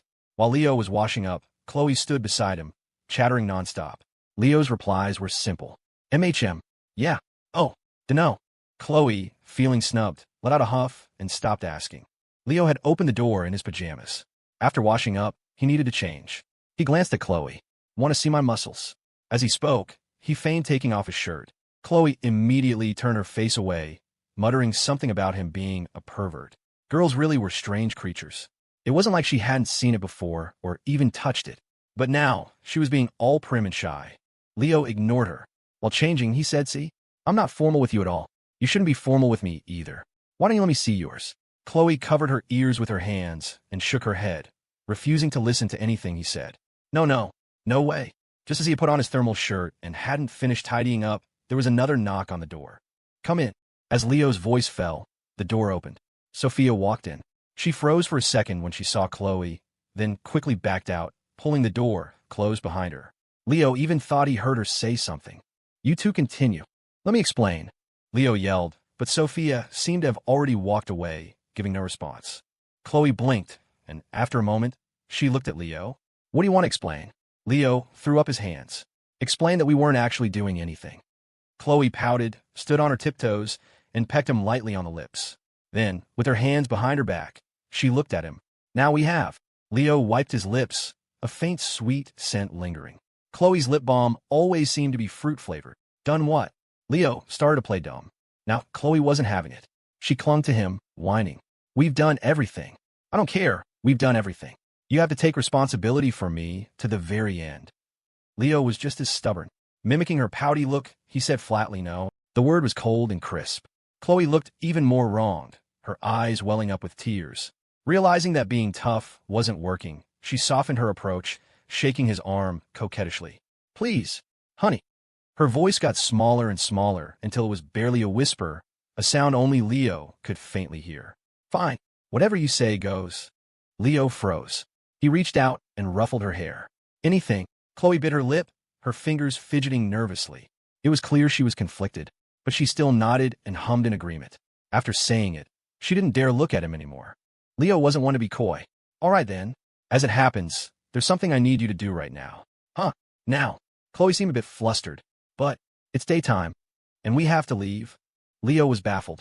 I wanted to get my coat for me. What are you talking about? My coat, Chloe repeated. Oh, realizing her mistake, she quickly scurried over to the coat rack and got his jacket. Leo looked at her with a half smile, leaned in, and whispered in her ear. What were you thinking about? Nothing, nothing. Chloe waved her hands, denying it vehemently, her face flushing a deep crimson. She looked ripe for the picking. Leo didn't expose her. He pinched her cheek and then urged her on. All right, let's go. When we get back to Riverbend, we can play all you want. Chloe looked at him warily and said with a wry smile, You'd better mean, just play. Leo gave her a long, meaningful look. This one was getting harder to fool. What else would I mean? Chloe pouted, linked her arm with his, and pushed his suitcase. Whatever you say. Let's go, let's go. Sophia was already at the courtyard gate, leaning against the railing and waiting for them. When she saw them come out, she teased them meaningfully. Young people, you must learn some restraint. Chloe lowered her head, too embarrassed to respond. Leo, however, was unfazed. He grabbed a handful of snow from nearby and threw it at her. I refuse, he said. Young people should be full of vigor, don't you think? Leo's throw wasn't hard. Sophia sidestepped it easily, covering her mouth and giggling. Yes, yes, but you resort to your fists when you can't win with words. So ungentlemanly. Leo brushed the eyes from his hands and glanced at her. You don't like gentlemen anyway. Sophia thought about it. That was probably true. Oh well, so be it. When they left the village, the sun was still shining brightly. But by the time they reached the town where they'd parked, it had started snowing again. Luckily, the roads were cleared daily by snowplows, so the old Taurus could still manage. The three of them didn't delay, heading straight for Denver. When they were still about 60 miles from the city, the snow began to fall even harder. A layer of snow was already visible on the road. The surface was slick, and the Taurus moved slowly. Leo's brow furrowed. There were no cars in front or behind them. It seemed like they were the only ones on the entire highway. This was not a good sign. With so few vehicles, if the snow got heavier, it would pile up quickly, and the road system would eventually be paralyzed. If that happened, they'd be stuck in the middle of nowhere, and even getting a meal would be a problem. In the back seat, Sophia and Chloe had also noticed something was wrong, but neither of them said anything. They continued to chat, though their words were noticeably fewer. After driving a bit further, the asphalt road was completely covered in snow. Outside the windows, it was a sea of white. The Taurus, with its limited capabilities, finally came to a stop. Ladies, have you thought about what we're having for dinner tonight? When the car stopped, both Sophia and Chloe's hearts skipped a beat with a bad premonition. But hearing Leo's teasing tone, they relaxed. The plan was a buffet in Denver, Sophia said, not finishing her sentence. Chloe sighed and picked up where she left off. Cookies, bread, and bottled water. Anyone interested? Seeing that Sophia and Chloe were in good spirits, Leo relaxed. He made a phone call, and then all they had to do was wait for rescue.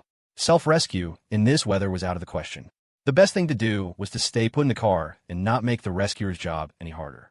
In early 2005, rescue teams were a paid service, so Leo felt no guilt. He wasn't short on cash. He glanced at the dashboard. The fuel gauge was still full. He wasn't worried at all. The only uncomfortable thing was the cramped interior of the Taurus. With two people in the back, even lying down to sleep was a challenge. As for getting out of the car, Leo hadn't even considered it.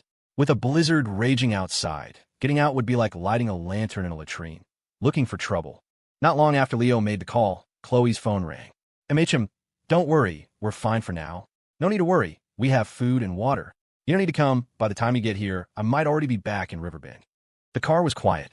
From the driver's seat, Leo could hear Ethan Jong's anxious voice. It made sense.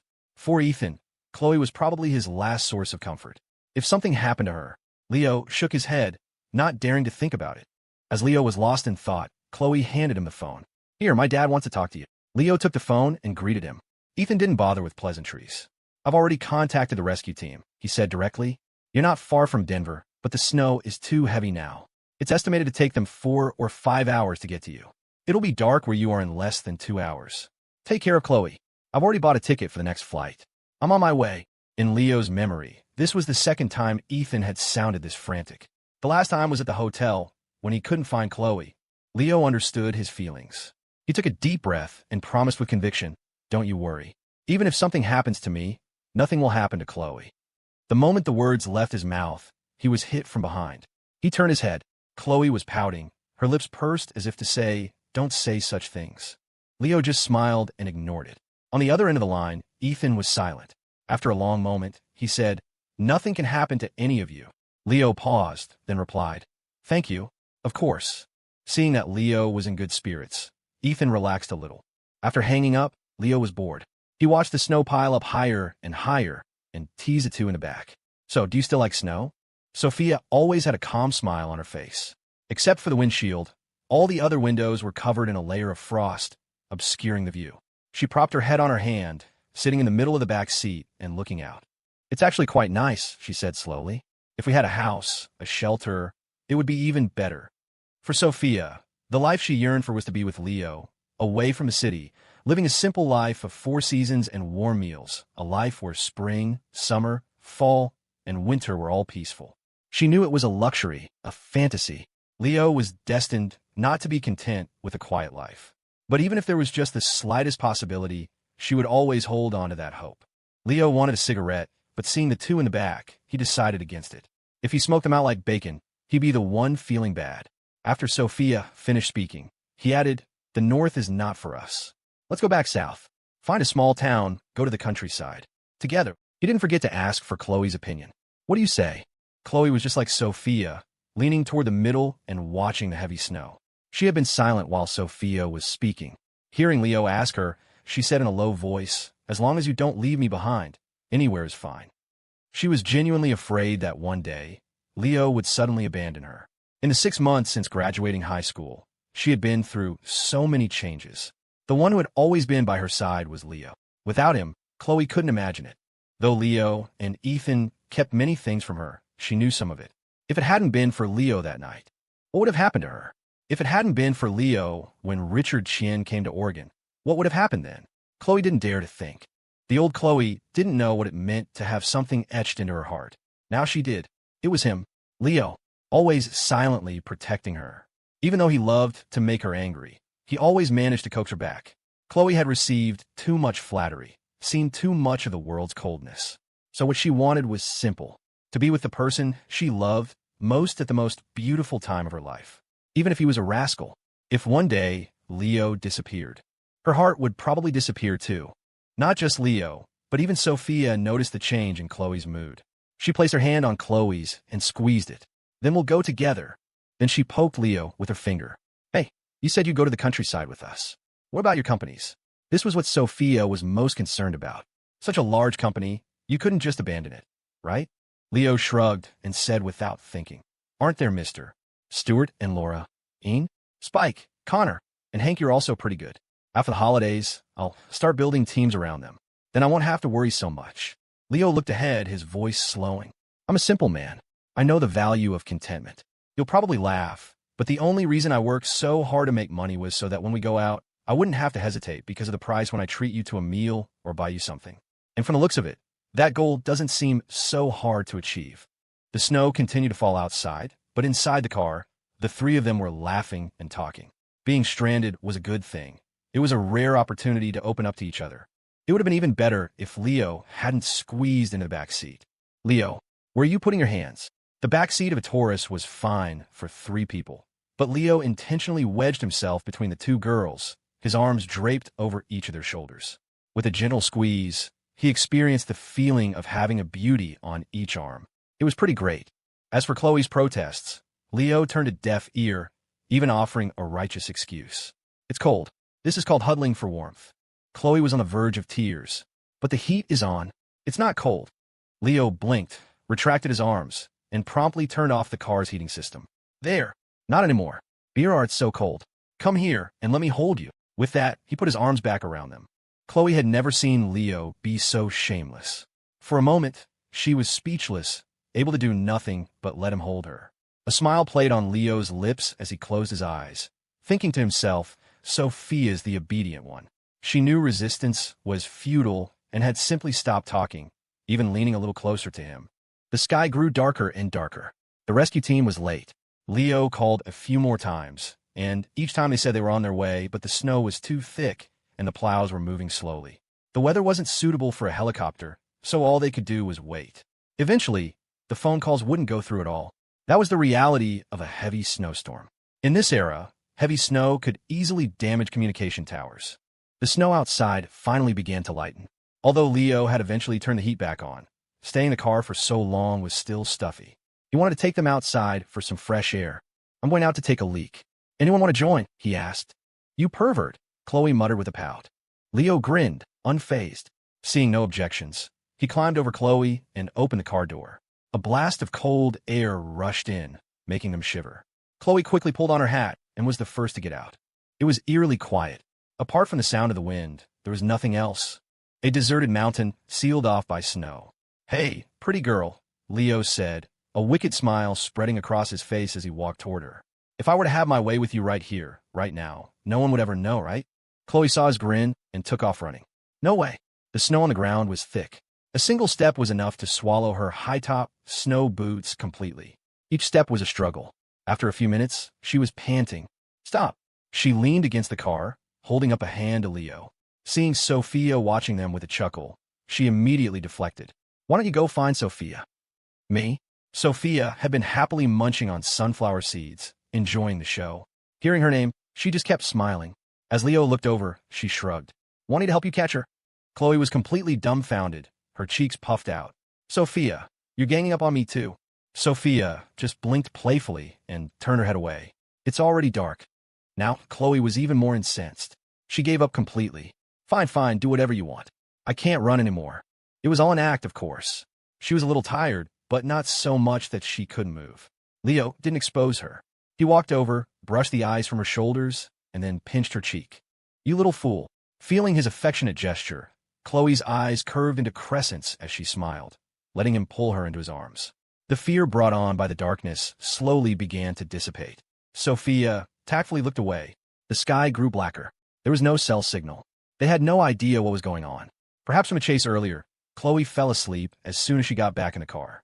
Leo and Sophia set up 2 small folding stools by the car and sat down. If only we had a fire pit, Sophia said, rubbing her hands together from the cold. Leo looked around and shook his head. Unlikely.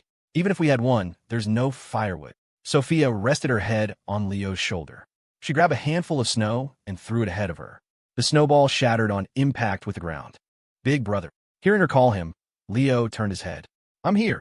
Sophia nuzzled her head against his shoulder and looped her arm through his. We'll get back safely, right? Leo was slightly taken aback. It was true. At the end of the day, Sophia was just a girl, not yet 20. Although she was more mature than most of her peers, she was still just a young woman. In a situation like this, it was natural to feel anxious. From the moment they'd stopped, Leo had been watching both their expressions. Chloe's fear was written all over her face. Sophia, on the other hand, appeared unfazed. But deep down, she was still a little worried. "We have to get back safely," Leo said, his voice softening. He then asked, "Is there any doubt?" Sophia smiled sweetly.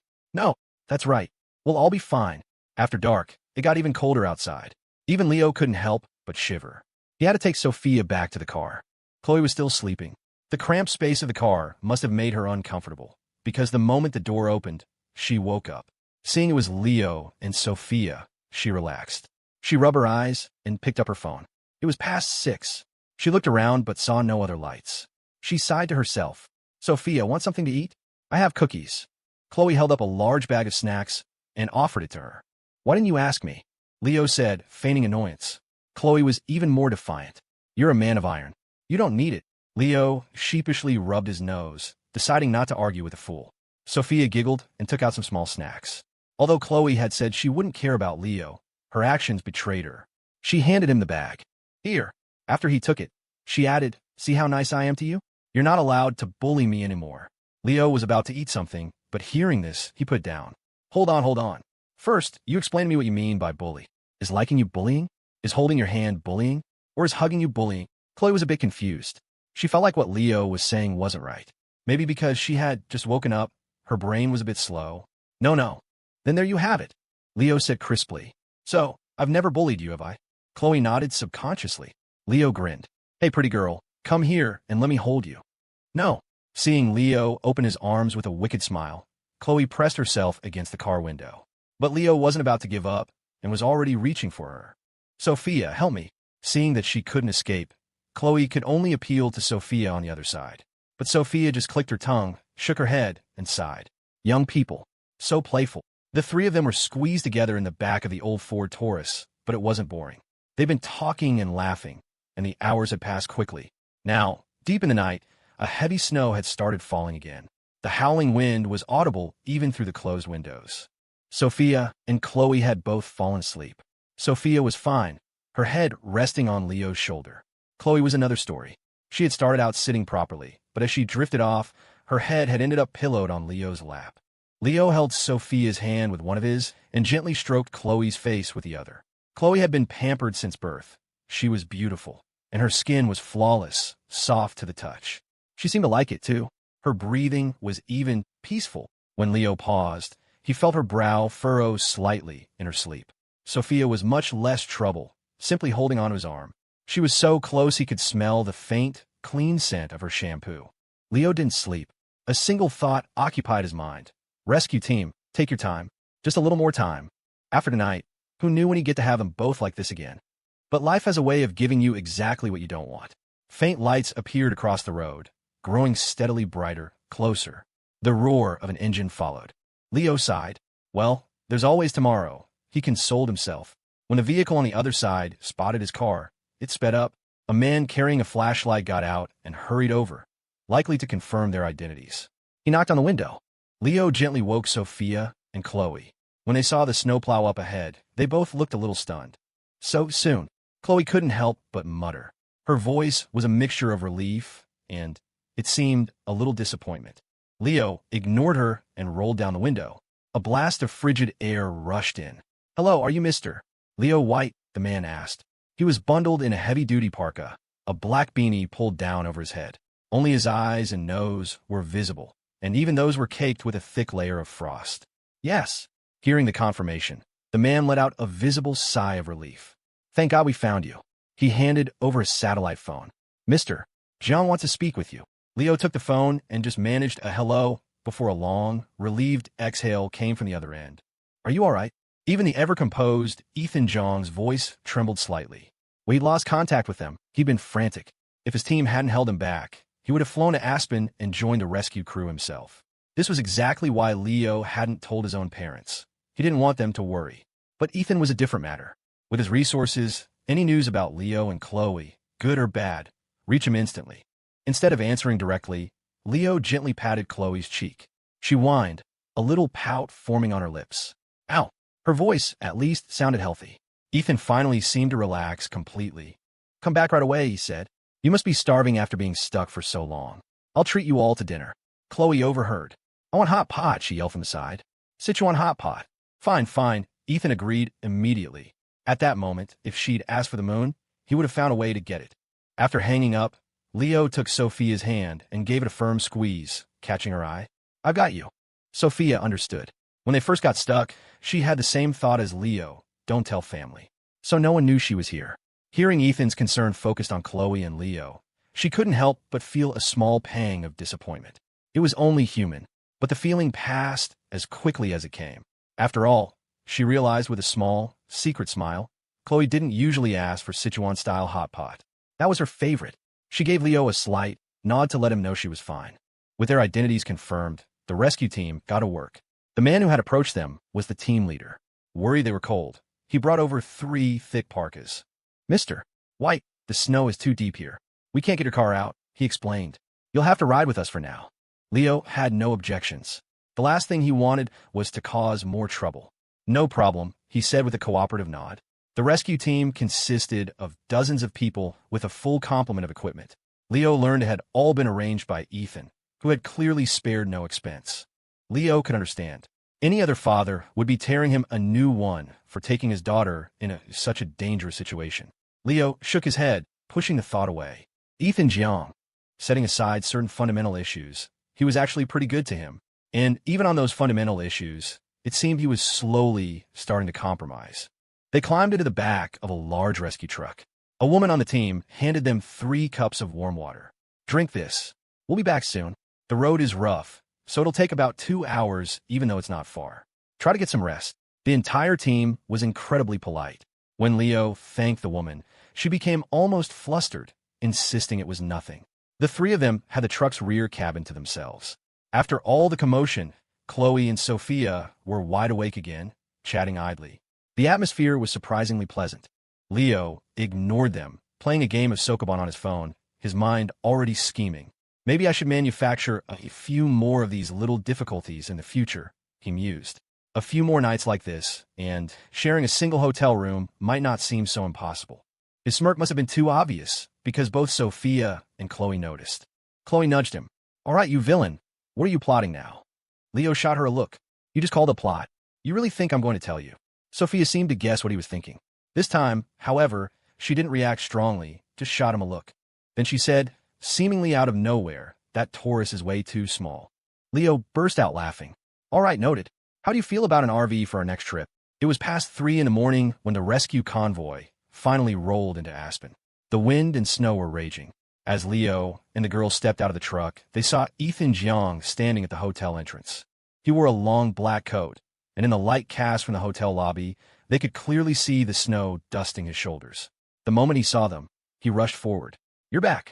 Thank God, you're back. He had been swamped lately, tried to untangle and transfer assets from his old corporation. The Jiang Corporation was massive, and to transition everything to the new company, he'd been working day and night. But when he heard Chloe was in trouble, he had dropped everything and flown over without a second thought. In the end, he was just a father. Chloe stepped forward and brushed the snowflakes from his coat. Good to see you, Mr. Jiang, Sophia said politely as she and Leo approached. Ethan gave a slight nod. Ethan, it's freezing out here.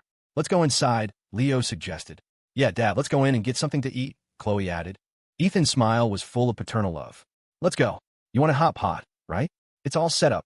As they walked, he looked at Leo. By the way, Mr. Stewart and a few others from Rush were waiting for news. I sent them home. You should give them a call so they don't worry. Will do. Thanks, Ethan, Leo replied with a nod. Ethan didn't say anything more, just guided Chloe toward the hotel restaurant.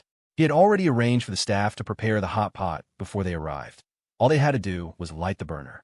After they sat down, he handed the menu to Sophia, his expression calm. Sophia, take a look. See what you'd like.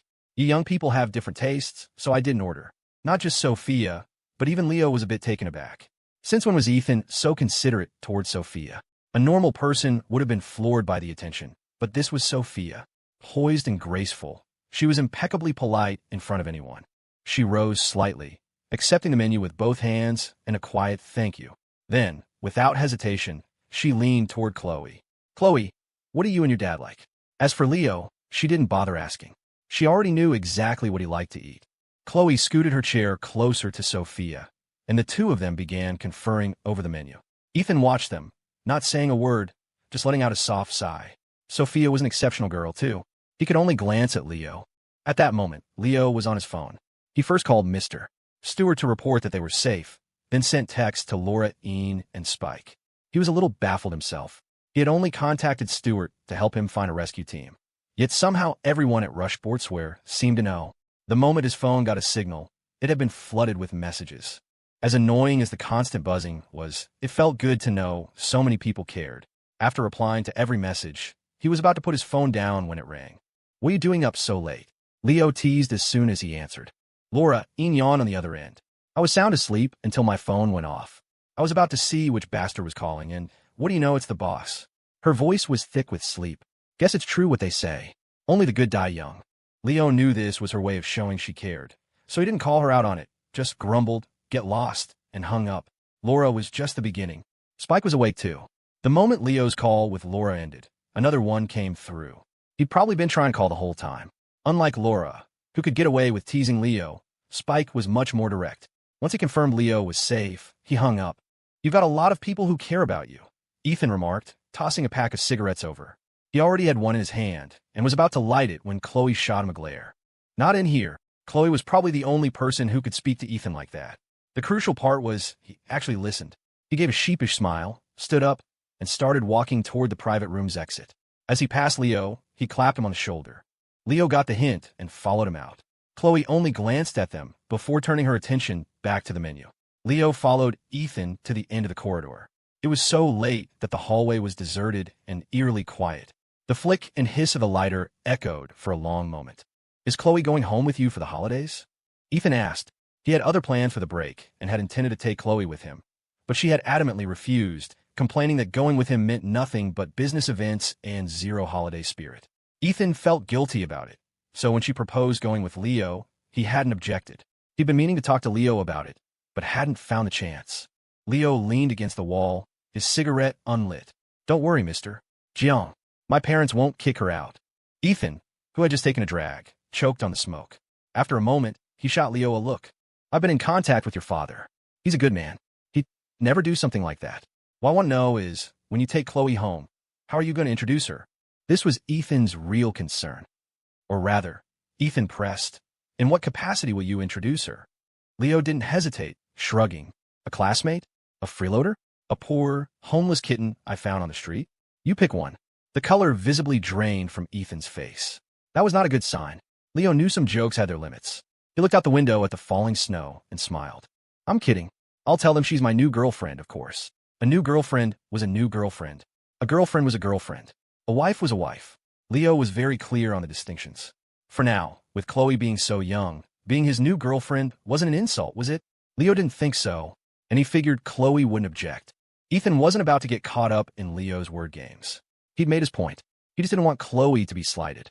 "Just take care of her during the holidays." "MHM," Leo replied without turning back. Ethan was reasonably confident in Leo. In the half year he'd known him, he had never once let Chloe down. He didn't press the issue further, instead changing the subject. "You should show your face at the company more often. After all, you're the one in charge on paper. I heard from Faye that you've barely been there." On this point, even Leo felt a little guilty. "Right. After the holidays, I promise." Ethan sighed. Many of the Jiang Corporation's divisions are in transition. Short-term profits are down. This whole ordeal has only made things worse. I don't know what the future holds. I can only move the most stable assets over. Leo understood Ethan's predicament. It was why he'd agreed to the plan in the first place. If anyone else had asked him to be the legal representative, he would have refused flat out. The risk was too high. "Don't worry, Mr. Jiang. The assets are a small matter. I wanted to ask about Richard Chien." At the mention of the name, a complex look flickered in Ethan's eyes. He stubbed out his cigarette and said slowly, he must have seen that the Jiang Corporation was on its last legs. He liquidated all the resources he got his hands on and vanished. He moves fast. Leo was stunned. He knew Richard was cautious, but he hadn't expected him to be this decisive. The slightest hint of trouble, and he was gone. Ethan sighed again. It's a long game. Sooner or later, there will be a reckoning with him. His tone was calm, but to Leo's ears, it was chilling. Richard Chien was devious, but was Ethan Jiang any better? Leo wasn't sure. He only knew one thing. Good guys don't usually build empires. Not everyone could see the future like he could. Anyway, I'm telling you this today because I want you to take the company seriously, Ethan said, his voice softening. After I'm gone, all of this, it'll be Chloe's. Ethan turned and walked away without waiting for a reply. Leo stood there, mulling over that last sentence. He's right. It'll all be Chloe's in the end. He really should start paying attention. It was for his future kids, after all. At that moment, Leo seriously considered that it might be time to start thinking of baby names. By the time Leo snapped out of it, Ethan was already far down the hall. He wasn't waiting. Leo broke into a jog to catch up. The moment he stepped back into the private room, the rich aroma of hot pot hit him. The broth was boiling, and the table was covered with plates of food. Chloe and Sophia were already busy cooking things in the pot. Dipping sauces were prepared at his and Ethan's seats. Ethan and Chloe had similar tastes, preferring a milder, northern-style sesame paste. Leo, however, liked his food bold. When it came to hot pot, he leaned toward the spicy Sichuan style, heavy on the chili oil and peppercorns, a taste he shared with Sophia. Leo glanced at Sophia's bowl. It was almost identical to his, just with a few extra chopped chilies. She must have prepared his for him. This is what I love about hot pot, Ethan said with a sigh of contentment as he sat down to a bowl already filled with his favorite items. You sit down and the food is ready. Chloe preened beside him. Of course. Look who cooked it for you. Here, try this shrimp paste. While adding food to her father's bowl, she didn't neglect Leo. And here, this is for you. Sophia just giggled and continued eating. In the dead of winter, with snow falling outside, having just escaped a dangerous situation, sitting around a hot pot couldn't have been more comforting. After they had eaten their fill, Leo leaned back in his chair, patting his stomach. Even his burps tasted of hot pot. Ethan checked his watch. Seeing the time, he stood up, grabbed his coat, and said, All right, you all get some rest. I came here in a hurry and left a lot of things unfinished. I need to get back. Chloe was used to her father's busy schedule. She just pouted and waved. Bye. Ethan smiled, put on his coat, and was about to leave when Chloe's voice came from behind him. Remember to pay the bill. The smile on Ethan's face froze. A moment later, he recovered. Of course. He quickened his pace and left. Once he was gone, Sophia couldn't help but burst out laughing. Chloe, however, looked perfectly self-righteous. Well, it's not every day he treats us to a meal. You've got a point. Leo gave her a thumbs up. He stood up as well. All right, let's go. We'll get some sleep. Our flight back to Oregon is this afternoon. Then we'll drive back to Riverbend. Sophia glanced at him. Is someone driving? It was a fair question. Since Leo had just gotten his license, he couldn't legally drive on the highway yet. On that point, he was surprisingly principled. As expected, Leo nodded. Laura's going back too. She can drive. I've recently developed a fondness for the back seat. In truth, Laura hadn't been planning on going back, but Leo had decided she should. With someone else driving, he could sit peacefully in the middle of the back seat. Sophia felt like something was off, but she didn't dwell on it. All right then. She yawned, her exhaustion finally catching up to her. I'm going to bed. Want to come? She asked, looking at Leo. Leo's eyes lit up. Was this really happening? He was about to say yes when Sophia's gaze shifted. Chloe. Seeing the crestfallen look on Leo's face, Chloe wanted to laugh, but felt it would be inappropriate, so she held it in. Sure, she said. My dad booked a suite. It has 2 bedrooms. She walked over and linked her arm with Sophia's, and they headed out together. What about me? Leo muttered from behind them, but no one paid him any attention. He gave up and hurried after them. You couldn't spare a little spot for me? He tried one last time, unwilling to give up. I promise I'll be good and just sleep. Not even a ghost would believe that, let alone Sophia and Chloe. Chloe simply handed him a key card. This is yours. Good night. Sweet dreams. The key card was already prepared. They weren't giving him a single chance. Seeing this, Leo couldn't be bothered to make a fool of himself any longer. He silently got into the elevator, silently walked to his room, and silently stripped off his clothes to take a shower. As he was washing up, his phone started buzzing incessantly. When he got out of the bathroom, he picked it up. You're not. Angry are you? Chloe's voice was hesitant on the other end. Leo, wrapped in a towel and drying his hair, said casually, I am, and you're going to have to sleep with me to make it better. There was a long silence from the other end. Hello. Leo waited a moment, but there was still no sound. He was about to speak again when there was a knock at his door. Leo froze. You got to be kidding me. Leo remembered that the girl's suite was a fair distance down the hall. There was no way she could have gotten here that fast. Puzzled, he went to open the door. The moment he saw who was outside, he froze. He frowned in surprise. What are you doing here? It wasn't Chloe. It was Eliza Stewart. She had a sweet smile on her face, deep dimples appearing on her cheeks. When she saw Leo standing there shirtless, With only a towel wrapped around his waist, a blush crept up her neck. Whether from shyness or something else, she quickly turned her head away. I heard you were back, so I just wanted to check on you. Something felt off, but Leo didn't overthink it. Well, you've seen me. I'm going to get some rest. You should head back to... He was about to close the door when Eliza whipped her head back around and shoved a bag she'd been holding into his hands. Good night, Mr. White. Rest well. With that, she turned and scurried away, her ponytail bouncing behind her. Leo stared down at the bag, completely baffled. Before he could even look inside, a sing-song, sarcastic voice drifted down the hallway. Rest well, Mr. White. Chloe had appeared out of nowhere. She stood there, pouting, her jealousy so thick you could smell it from across the corridor. Leo held up his hands. I swear, I have no idea what's going on. You believe me, right? Oomph. Chloe planted her hands on her hips. After a cold snort, she ignored Leo, snatched the bag from his hand, and pulled out its contents right in front of him. Wow, your subordinate is so thoughtful. Leo glanced over. Inside the bag was a thermal flask. A small label was stuck to the lid with 2 words written on it. Ginger soup. For a moment, Leo didn't know whether to laugh or cry. Who gives this as a gift? But Chloe wasn't letting it go. Looks like she heard you were out in the cold and brewed this special for you, she muttered, her voice dripping with sarcasm. Leo didn't bother explaining. You want to try some? See if it's poisoned. Chloe shoved the flask back at him. No way. What if she put something nasty in it? Then you'd be the one getting lucky, not me. Leo was exhausted. He yawned, not want to drag this out. He stepped aside, clearing the way into his room. Are you coming in or not? I'm going to sleep. Chloe's hair was still damp. She had probably just showered. Her coming over now likely meant she'd had the same idea. But after witnessing that little scene, she was clearly jealous. She turned away with a defiant huff. No, I'm going back. You have a good rest, Mr. White. She started to leave, but Leo had never heard of letting a meal walk away once it was on your plate. Ignoring her protests, he grabbed her wrist and pulled her into the room. Mr. White, what are you doing? Chloe's voice was soft and breathy. It sounded less like a protest and more like an invitation. What am I doing? Leo smirked, pinning her against the wall and lifting her chin with his hand. What do you think I'm doing? Chloe wasn't flustered at all.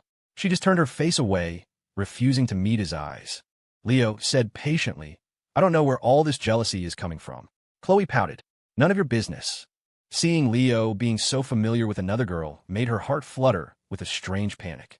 Accepting their current situation was probably the limit of what she could handle. If Leo were to, she couldn't imagine it. She didn't want to. That's why the jealousy was so strong. Leo knew exactly what she was thinking. He gently pinched the bridge of her nose. I don't know why she suddenly showed up. I thought it was you. That's why I opened the door. Of course, Chloe knew he wasn't lying. If he really had sordid intentions for his subordinate, he wouldn't have let her come over.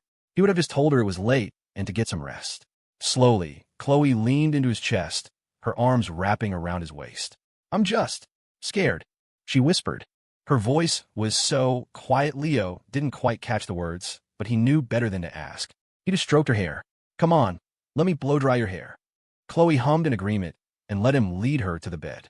As she sat down, she watched him get the hairdryer. Leo wasn't skilled in much, but he was getting increasingly adept at drying girls' hair.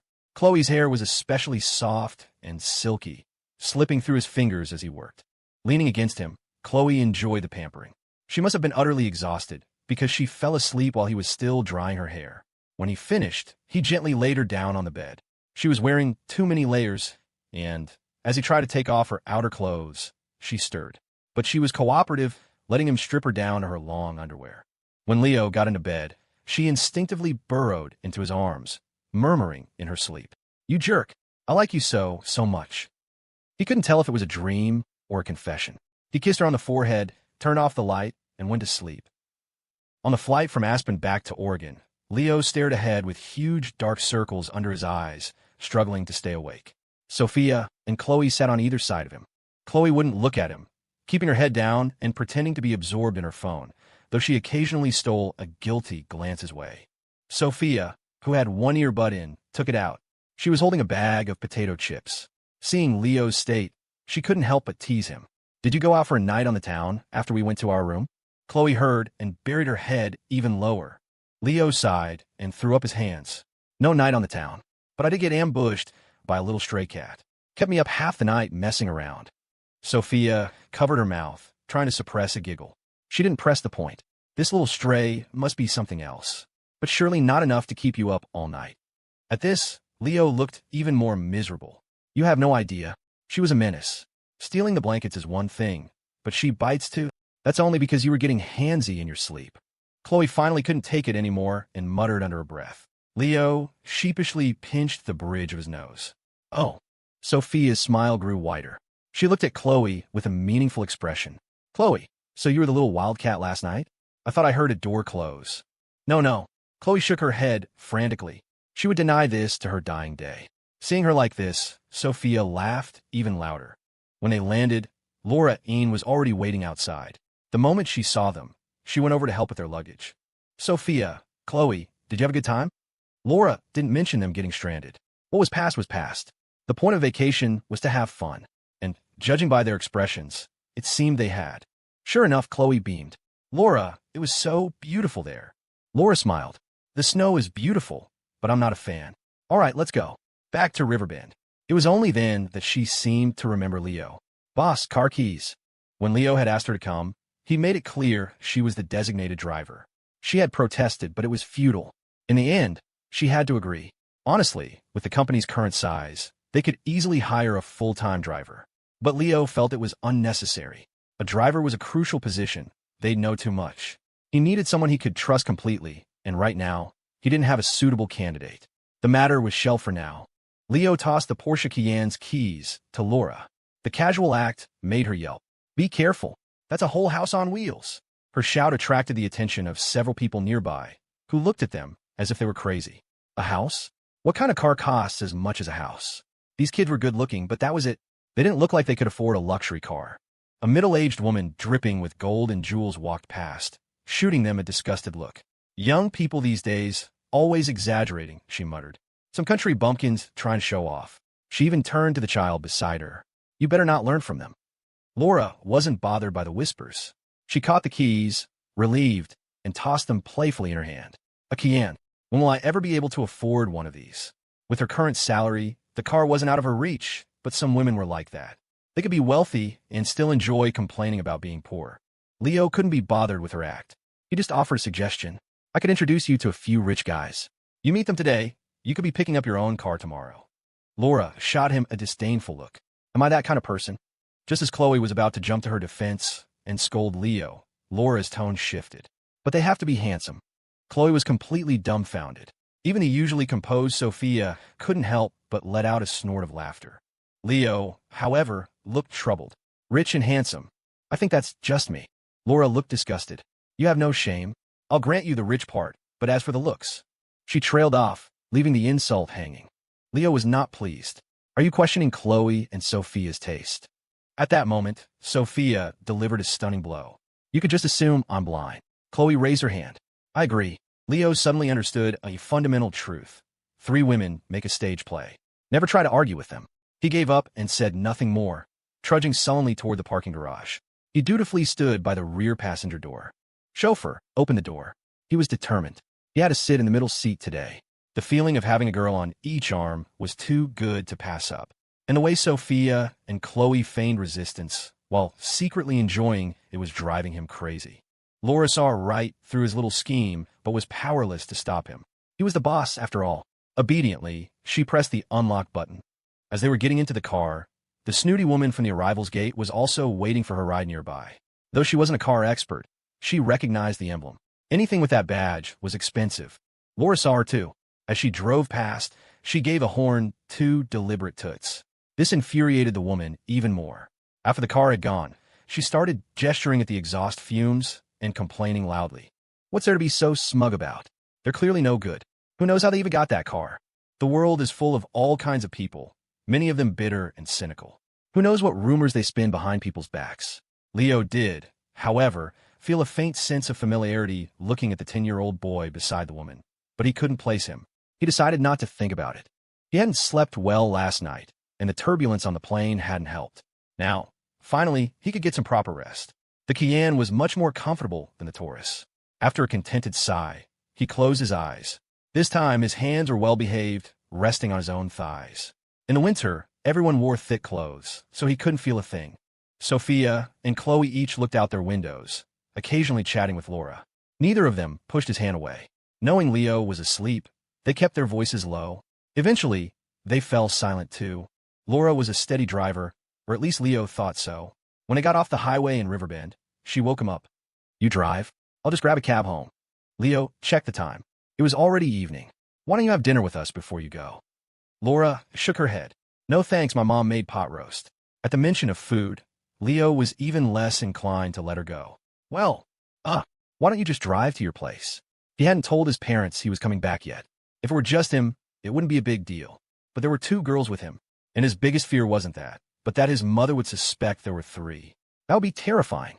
It might even mean no dinner when he got home. Freeloading was definitely the best option. Laura, we've known each other for so long, and I still don't know where you live. How about you show me? Laura would have to be an idiot to believe him, but she didn't refuse. She picked up her phone and called home. Mom, I have a few friends coming over. Can you set out 3 more plates? After hanging up, she didn't waste any more time. She stepped on the gas and headed for her house. Laura's family was well off. While not on the same shocking level as Chloe's, they were comfortably upper middle class. When she led them inside, however, they discovered there were already guests. Seeing the people in the living room, Laura's whole demeanor soured. Just then, her mother came to greet them. What took you so long? Come in, come in. Mrs. Lee has been waiting for ages. Laura managed a weak laugh. The woman, Mrs. Lee, quickly stood up. Laura, you're back. Laura smiled, though it didn't reach her eyes. Hello, Mrs. Lee. Mrs. Lee was beaming. She nudged the 20-something young man beside her. What are you just standing there for? Go help her with the bags.